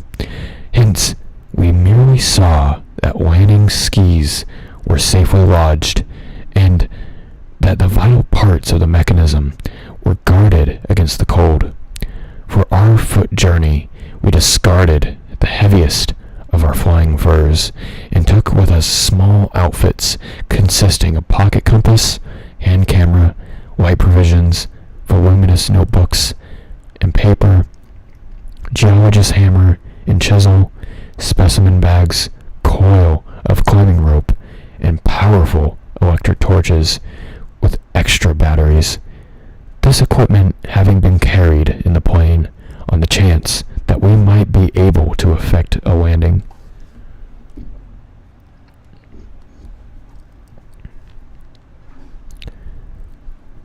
Take ground pictures, make drawings, and topographical sketches, and obtain rock specimens from some bare slope, outcropping, or mountain cave. Fortunately, we had a supply of extra paper to tear up, place in spare specimen bag, and use on the ancient principle of hare and hounds for marking our course in any interior mazes we might be able to penetrate. This had been brought in case we found some cave system with air quite enough to allow such rapid and easy method in place of the unusual rock chipping method of trailblazing. Walking cautiously downhill over the crusted snow toward the stupendous stone labyrinth that loomed against the opalescent west, we felt almost as keen a sense of imminent marvels as we had felt on the approaching and unfathomed mountain pass 4 hours previously. True, we had become visually familiar with the incredible secret concealed by the barrier peaks. Yet the prospect of actually entering primordial walls reared by conscious beings perhaps millions of years ago, before any known race of men could have existed, was nonetheless awesome and potentially terrible in its implications of cosmic abnormality. Though the thinness of the air at its prodigious altitude made exertion of somewhat more difficult than usual, both Danforth and I found ourselves bearing up the very well, and felt equal to almost any task which might fall to our lot. It took only a few steps to bring us to a shapeless ruin worn level with snow, while 10 or 15 rods farther on there was a huge roofless rampart, still complete.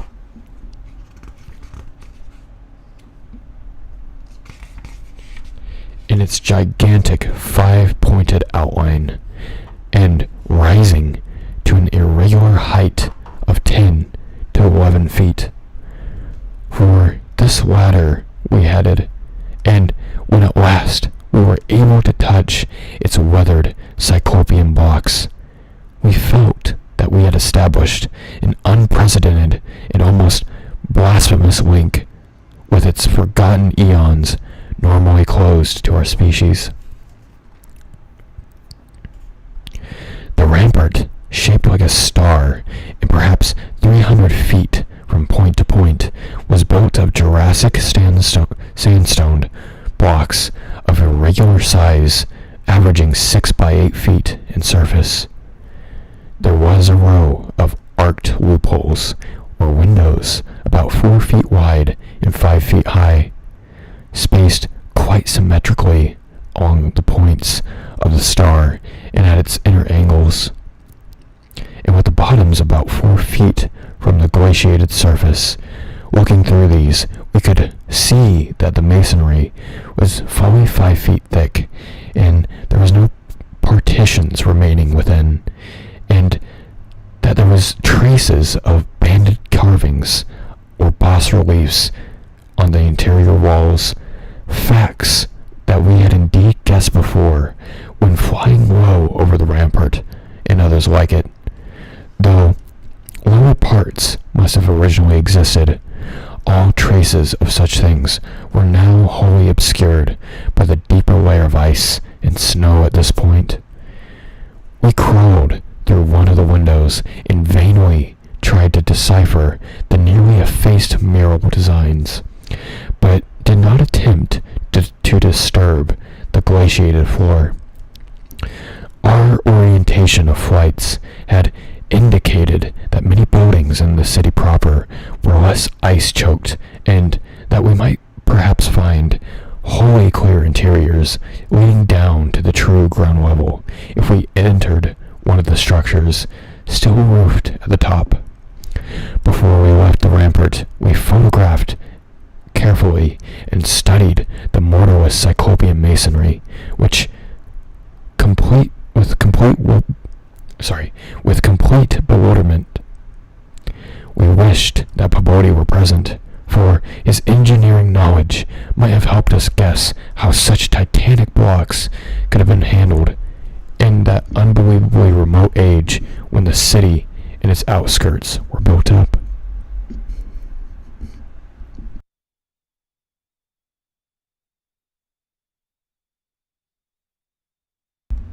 The half-mile walk downhill to the actual city, with the upper wind shrieking vainly and savagely through the skyward peaks in the background, was something worse, whose smallest details will always remain engraved on my mind. Only the fantastic nightmares could any human beings but Danforth and me conceive such optical effects. Between us and the churning vapors of the west lay the monstrous tangle of the dark stone towers, its outre in incredible forms, impressing us afresh at every new angle of vision. It was a mirage in solid stone, and were it not for the photographs, I would still doubt that such a thing could be. The general type of masonry was identical with that of the rampart we had examined, but the extravagant shapes which this masonry had took in its urban manifestations were past all description. Even the pictures illustrate only one or two phases of its infinite bizarreness, endless variety, preternatural massiveness, and utterly alien exoticism.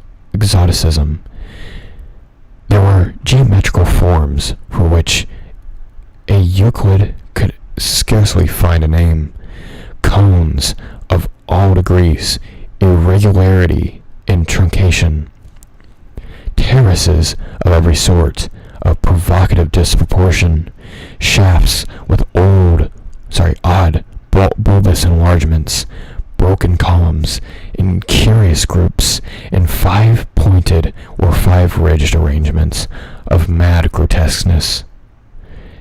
As we drew nearer, we could see beneath certain transparent parts of the ice sheet and detect some of the tubular stone bridges that connected the crazily sprinkled structures at various heights. Of orderly streets there had seemed to be none, the only broad open swath being a mile to the left, where the ancient river had doubtless flowed through the town into the mountains. Our field glasses shewed the external horizontal bands of nearly effaced sculptures and dot groups to be very prevalent, and we could imagine what the city must have once looked like, even though most of the roofs and tower tops had necessarily perished. As a whole, it had been a complex tangle of twisted lanes and alleys, all of them in deep canyons, and some little better than tunnels because of the overhanging masonry or overarching bridges. Now, outspread below us, it seemed a dream fantasy against a westward mist, through whose northern end the low, reddish Antarctic sun of early afternoon was struggling to shine, and when for a moment the sun encountered a denser obstruction and plunged the scene into temporary shadow, the effect was subtly menacing in a way I can never hope to depict. Even the faint howling and piping of it, felt the wind in the great mountain passes behind us took a wilder note of purposeful malignity. The last stage of our descent to the town was unusually steep and abrupt, and rock outcropping at the edge of the grade changed us to think that an artificial terrace had once existed here.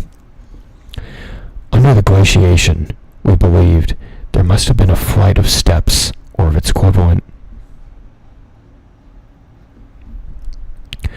When at last we plunged into the labyrinthine town itself, clambering over fallen masonry and shrinking from the oppressive nearness and dwarfing height of omnipresent crumbling and pitted walls, our sensations again became such that I marvel at the amount of self-control that we had retained.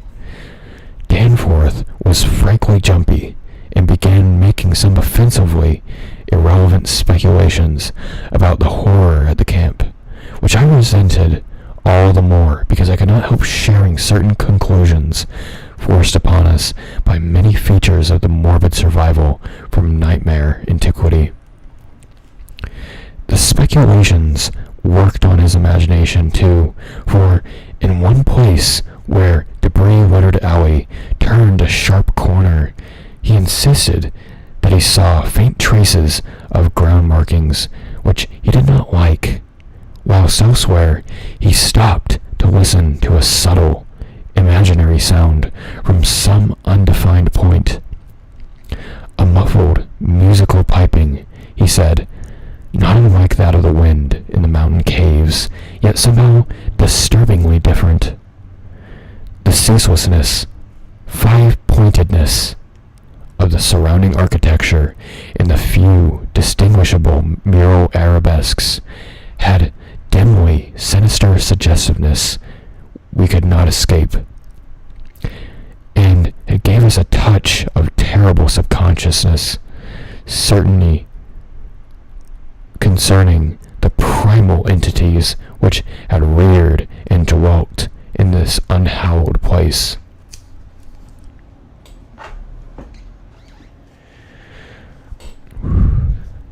Nevertheless, our scientific and adventurous souls were not wholly dead, and we mechanically carried out our program of chipping specimens from the different rock types represented in the masonry. We had a rather full set in order to draw better conclusions regarding the age of the place.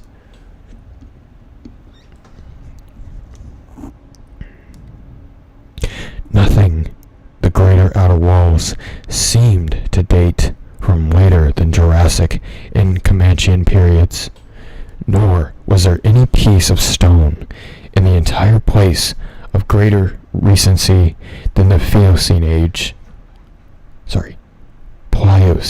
Yes. In stark certainty were the wandering amidst a death which had regained at least 500,000 years, and in all probability even longer. As we approached through this maze of stone-shadowed twilight, we stopped at all available apertures to study interiors and investigate entrance possibilities.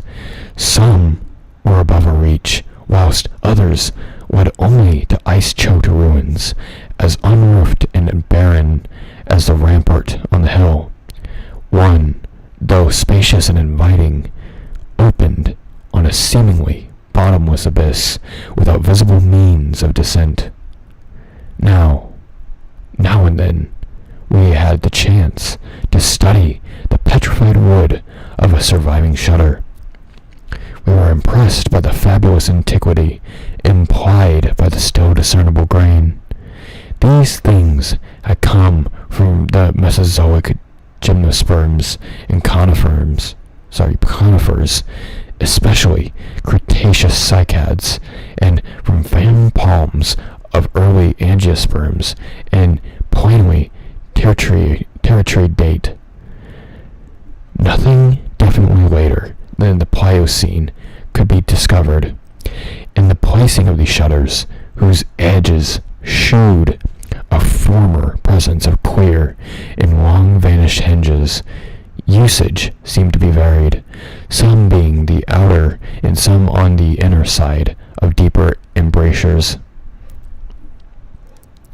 They seemed to have become wedged in place, thus surviving the rusting of their former and probably metallic fixtures and fastenings. After a time, we came across a row of windows in the protrusions of a colossal 5-ridged cone of undamaged apex, which led into a vast, well-preserved room with stone flooring, but these were too high in the room to permit a descent without any rope. We had a rope with us, but did not wish to bother with this 20-foot drop unless obliged to, especially in this thin plateau air where great demands were made upon the heart action. Sorry, I think the stream disconnected. It's really weird that it does that for inexplicable reasons sometimes. I will start over from where I was.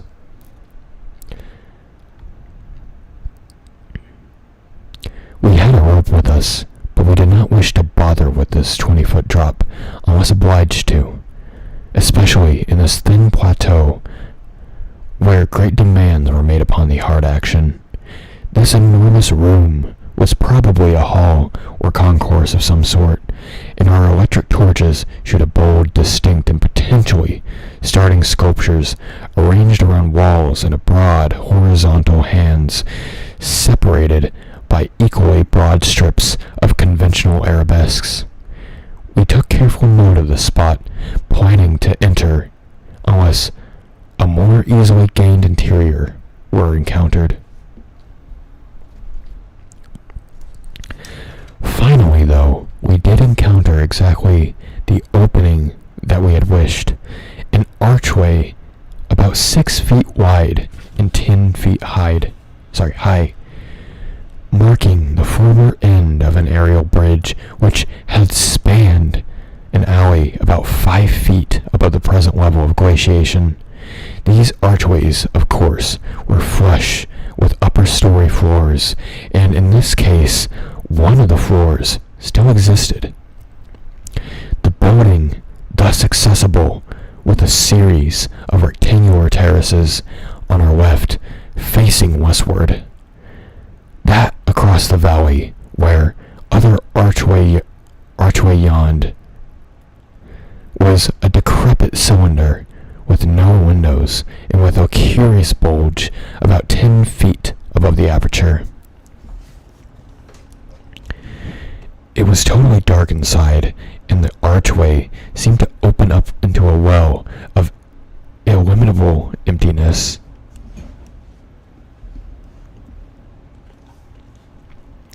Heaped debris made the entrance to the vast left-hand building doubly easy, yet for a moment we hesitated before taking advantage of the long-wished chance. For though we had penetrated into the tangle of archaic mystery, it required fresh resolution to carry us inside a complete and surviving building of a fabulous elder world, whose nature was becoming more and more hideously plain to us.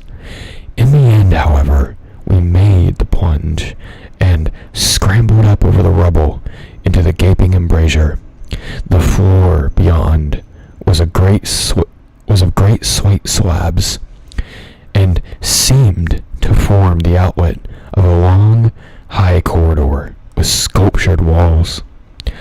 Observing the many inner archways which led off from it, and realizing the probable complexity of the nest of apartments within, we decided that we must begin our system of hare and hound trailblazing. Hitherto, our compasses, together with frequent glimpses of the vast mountain range between the towers in our rear, had been enough to prevent our losing our way, but from now on, artificial substitute would be necessary. Accordingly, we reduced our extra paper to shreds of suitable size, placed these into bags to be carried out by Danforth, and prepared to use them as economically, as safely as would allow. This method would probably gain us immunity from straying, since there did not appear to be any strong air currents inside the primordial masonry. If such should develop, or if our paper supply should give out, we could of course fall back on the more secure, though more tedious and retarding method of rock chipping. Just how extensive a territory we had opened up, it was impossible to guess without trial. The close and frequent connection of the different buildings made it likely that we might cross from one another on bridges underneath the ice, except were impeded by local collapses and geologic rifts. For very little glaciation seemed to have entered the massive constructions. Almost all the areas of transparent ice had revealed the submerged windows as tightly shuttered, as if the town had been left in that uniform state until the glacial sheet came to crystallize the lower part of it for all succeeding time. Indeed, one gained a curious impression that this place had been deliberately closed and deserted by some dim bygone eon, rather than overwhelmed by any sudden calamity or even gradual decay. Had the coming of the ice been foreseen, and had a nameless population left en masse to seek a less doomed abode? The precise physiographic conditions attending the formation of the ice sheet at this point would have to wait for a later solution. It had not, very plainly, been a grinding drive. Perhaps the pressure had accumulated snows to be responsible, and perhaps some flood of the river or some of the bursting of some ancient glacial dam in the range had helped to create the special state now observable. Imagination could conceive almost anything in connection with this place.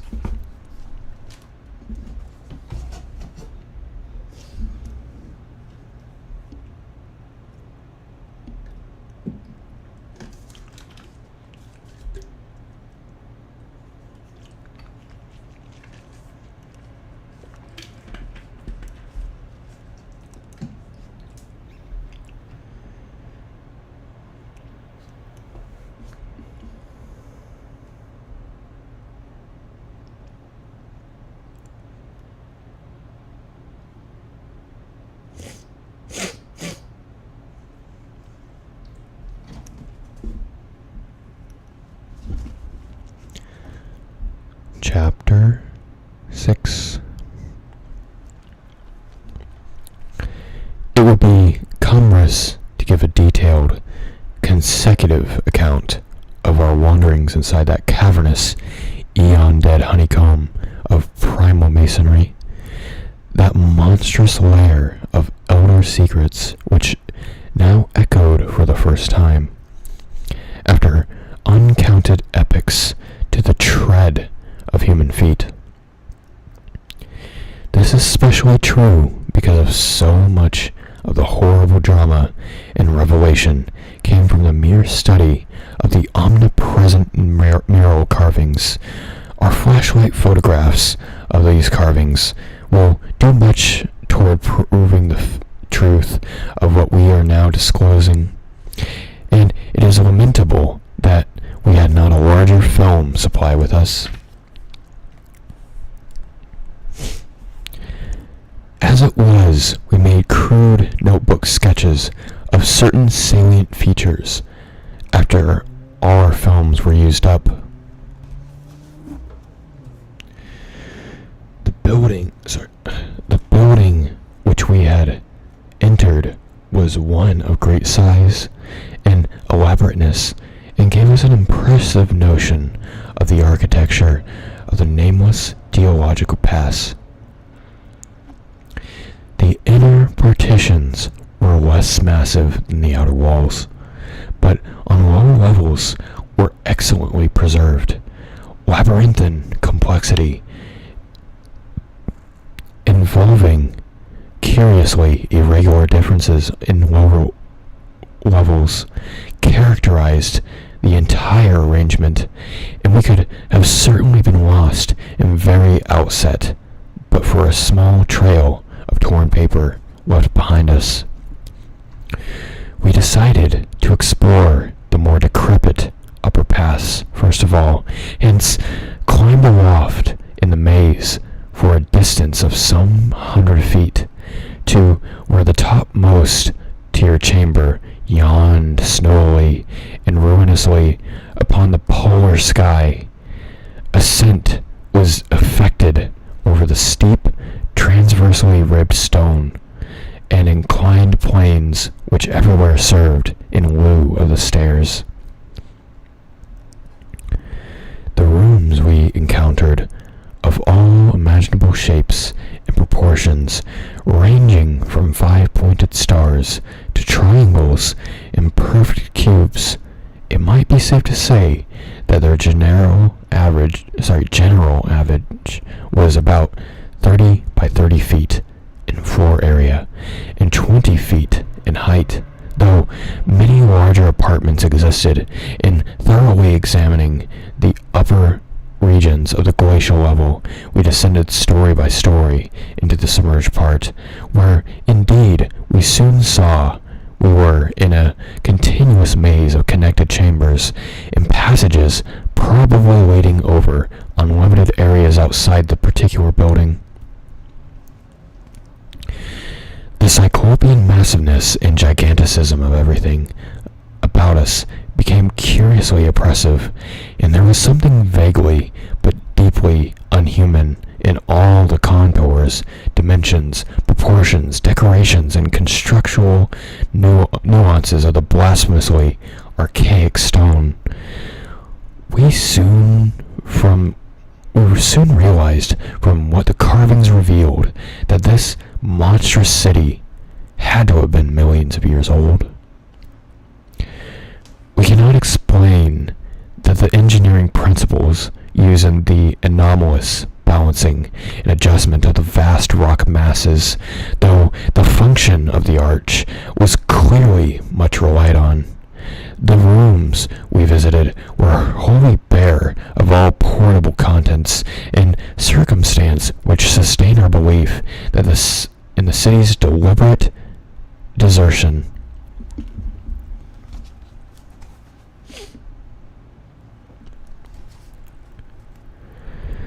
The prime decorative feature was almost universal system of mural sculpture, which tended to run in continuous horizontal bands 3 feet wide and arranged from floor to ceiling in alternation with bands of equal width given over to geometrical arabesques. There were exceptions to this rule of arrangement, but the preponderance was overwhelming. Often, however, a series of smooth cartouches containing oddly patterned groups of dots would be sunk along one of the arabesque hands. This technique, we soon saw, was mature, accomplished, and aesthetically evolved to the highest degree of civilized mastery, though utterly alien in every detail to any known art tradition of the human race.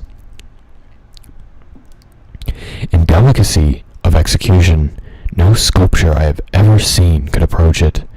The minutest details of elaborate vegetation of animal life were rendered with astonishing vividness despite the bold scale of the carvings, whilst the conventional designs were marvels of skillful intricacy. The arabesques displayed a profound use of mathematical principles and were made up of obscurely symmetrical curves and angles based on the quantity of 5. The pictorial hands followed a highly formalized tradition and involved a peculiar treatment of the perspective, but had an artistic force that moved us profoundly, notwithstanding the intervening gulf of vast geological periods. Their method of design hinged on a singular juxtaposition of the cross-section of the two-dimensional silhouette, and embodied an analytical psychology beyond that of any known race of antiquity. It is useless to try to compare this art with any represented in our museums. Those who see our photographs will probably find its closest analog in certain grotesque conceptions of the most daring futurists. Hold on.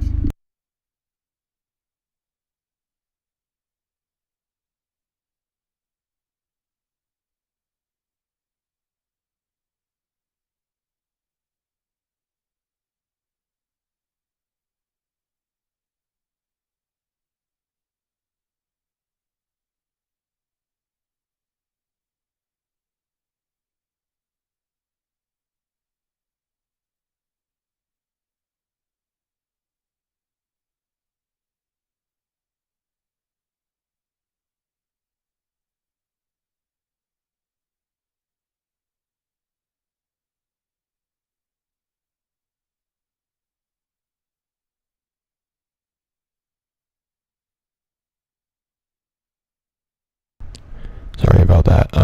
Our neighbor has an extremely noisy car, so did not want that to run over the sound of me reading.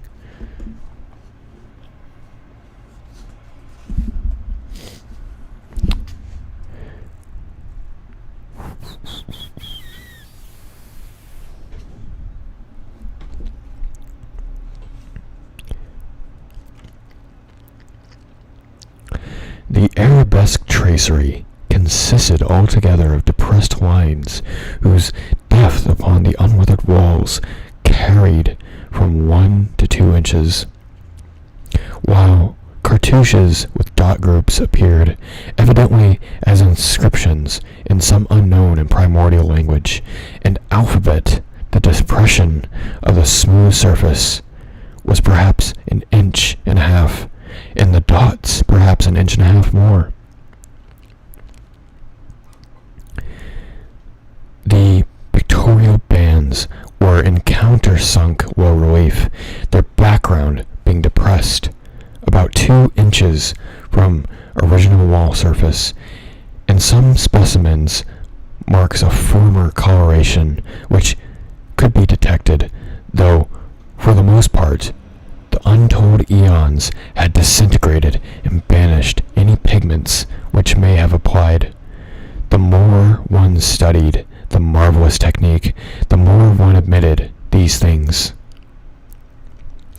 Beneath their strict conventionalization, one could grasp the minute and accurate observation of graphic skill of the artists, and indeed the very conventions themselves served to symbolize and accentuate the real essence or vital differentiation of every object delineated.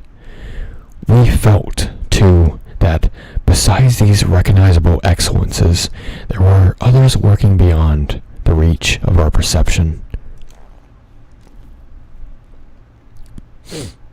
Certain touches here and there gave vague hints of latent symbols and stimuli which another mental and emotional background and a fuller or different sensory equipment might have made profound and poignant significance to us. The subject matter of the sculptures obviously came from the life of a vanished epoch of the creation and contained a large proportion of evident history. It is abnormal historic mindlessness of a primal race a chance, circumstance, operating through coincidence miraculously in our favor, which made the carving so awesomely informative to us, and which caused us to place the photography and transcription above all other considerations. In certain rooms, the dominant arrangement was scientific designs on an enlarged scale. These things giving a naive and terrible corroboration to what we gathered from the pictorial friezes and dados, and hinting at what the whole revealed.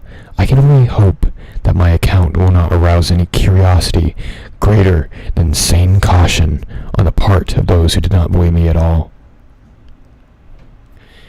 It would be tragic if any were to be allured to that realm of death and horror by the very warning meant to discourage them. Interrupting these sculptured walls were high windows and massive 12-foot doorways, both now and then retaining the petrified wooden planks, elaborately carved and polished, of the actual shutters and doors. All metal fixtures had long ago vanished, but some of the doors remained in place and had to be forced aside as we progressed to room to room to room. Window frames with odd transparent panes, mostly elliptical, survived here and there, though no considerable quantity. There were, here and there, frequent niches of great magnitude, generally empty, but once in a while containing some bizarre object carved from green soapstone, which was either broken or perhaps held too inferior to warrant removal. Other apertures were undoubtedly connected with bygone mechanical facilities, heating, lighting, and the like, of a sort suggested in many of the carvings. Ceilings tended to be plain, but had sometimes been inlaid with green soapstone or other tiles, mostly fallen now. Floors were also paved with such tiles, though plain stonework predominated. As I have said, all furniture and other movables were absent, but the sculptures give a clear idea of the strange devices which had once filled these tomb-like, echoing rooms. Above the glacial sheet, the floors were generally thick with detritus litter and sheet and debris, but farther down the condition decreased. In some of the lower chambers and corridors there was little more than gritty dust or ancient incrustations, while occasional areas had an uncanny air of newly swept immaculateness. Of course, where rifts or collapses had occurred, the lower levels were as littered as the upper ones. A central court, as in the other structures we had seen from the air, saved the other regions from total darkness, so that we seldom had to use our electric torches in the upper rooms, except when studying the unsculptured details. Below the ice cap, however, the twilight deepened, and in many parts of the tangled ground level there was an approach to absolute blackness. To form even a rudimentary idea on our thoughts and feelings as we penetrated this eon-silent maze of human masonry, one must correlate a hopelessly bewildering chaos of fugitive moods, memories, and impressions. The sheer appalling antiquity and lethal desolation of the place were enough to overwhelm in almost any sensitive person, but added to these elements were the recent unexplained horror at the camp and the revelations all too soon affected by the terrible mural sculptures around us.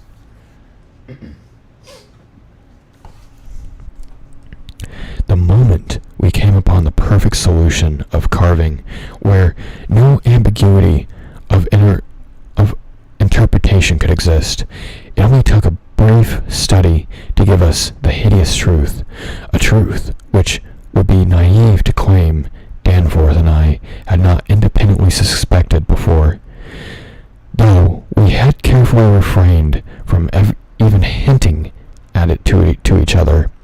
Then could now be no further merciful doubt about the nature of the beings which had built and inhabited this monstrous dead city millions of years ago, when man's ancestors were primitive archaic mammals, and vast dinosaurs roamed the tropical steppes of Europe and Asia. We had previously clung to a desperate alternative and insisted, each to himself, that the omnipresence of the five-pointed motif meant only some cultural or religious exaltation of the archaean natural object, which had so patently embodied the quality of five-pointedness.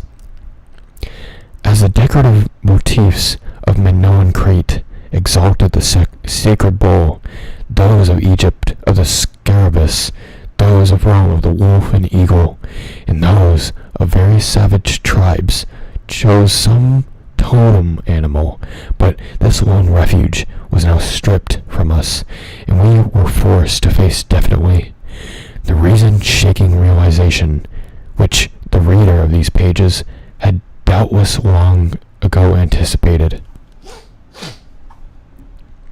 I can scarcely bear to write down in the black and white even now, but perhaps that will not be necessary. The things once rearing and dwelling in frightful masonry in the age of dinosaurs were not indeed dinosaurs, but far worse. Mere dinosaurs were new and almost brainless objects, but the builders of this city were wise and old, and had left certain traces in rocks, even then laid down well nigh 1,000 million years, Rocks laid down before the true life of Earth had advanced beyond plastic groups of cells.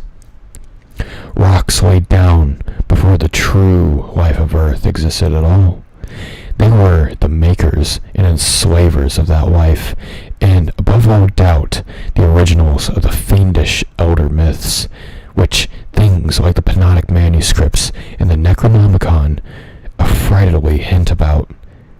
They were the great old ones that had filtered down from the stars when the earth was young, and beings whose substance in alien evolution had shaped, and whose powers were such as this planet had never heard. And to think that only the day before, Danforth and I actually looked upon poor Lake and his party, had seen their complete outlines. It is, of course, impossible for me to relate in proper order the stages by which we picked up what we know of that monstrous chapter of pre-human life. After the first shock of the certain revelation, we had to pause a while to recuperate. It was fully 3 o'clock before we got started on our actual tour of systematic research. The sculptures in the building we entered were of relatively late date, perhaps 2 million years ago, as checked up by geological, biological, and astronomical features, and embodied an art which would be called decadent in comparison to that of specimens we found in older buildings after crossing bridges under the glacial sheet.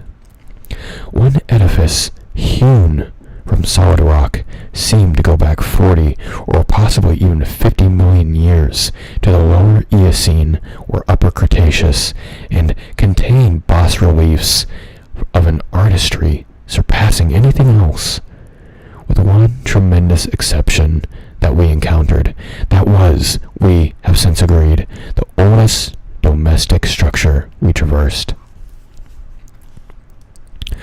Were it not for the support of the flashlights soon to be made public, I would refrain from telling what I found and inferred, lest I be confined as a madman. Of course, the infinitely early parts of the patchwork tale, representing the pre-terrestrial life of the star-headed beings on other planets and in other galaxies and other universes, can readily be interpreted as a fantastic mythology of those beings themselves. Yet such parts sometimes involve designs and diagrams so uncannily close to the latest findings of mathematics and astrophysics that I scarcely know what to think. Let others judge when they see the photographs I publish.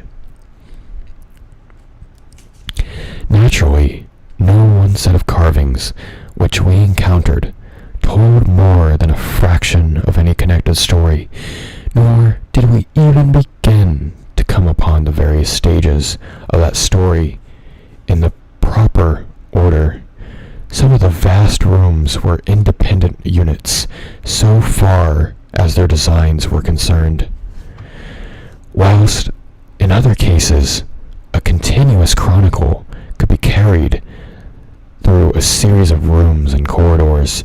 The best of the maps and diagrams were on the walls of a frightful abyss below even the ancient ground level, a cavern perhaps 200 feet square and 60 feet high, which had almost undoubtedly been an educational center of some sort. There were many provoking repetitions of the same material in different rooms and buildings, since certain chapters of experience in certain summaries or phrases of racial history had evidently been favorites with different decorators or dwellers. Sometimes, though, variant versions of the same theme proved useful in settling debatable points and filling gaps. I still wonder what we deduced so much in short time at our disposal. Of course, we even now have only the barest outline, and much of that was obtained later on from a study and photographs and sketches we made. It may be the effect of this later study, the revived memories and vague impressions, acting in conjunction with his general sensitiveness and with that final supposed horror glimpse whose essence he will not reveal even to me, which has been the immediate source of Danforth's present breakdown. But it had to be, for we could not issue our warning intelligently without the fullest possible information. And the issuance of that warning is a prime necessity. Certain lingering influences in that unknown Antarctic world of disordered time and alien natural law made it imperative that further exploration be discouraged.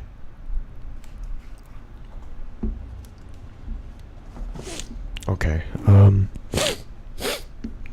getting very stuffed up. I'm gonna cut it off there. Hopefully we will finish this,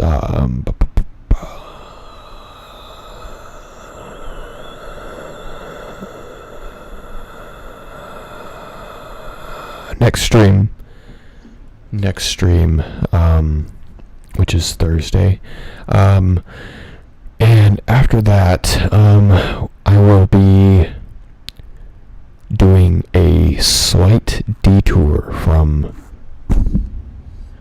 H.P. Lovecraft. I will be reading a very short book. It should only take one stream to read. It's by a author named Lord Dunsany, who inspired Lovecraft himself to write. So it's going to be very interesting. It's a book from the 1800s, so we're going to read that one, and then that will be Sunday. After that, I will be absent for 2 stream days. I will be going out of town for a short vacation, if you could even call it a vacation. I will be gone Tuesday night and Thursday night of next week, so unfortunately I will not be able to stream, but I will return the Sunday of next week to start a new book. So keep that in mind. Try not to get too disappointed. And I guess I don't really have anything else besides that. Yep, I'm gonna probably leave it at that. Thank you for joining, and hope you enjoyed the stream.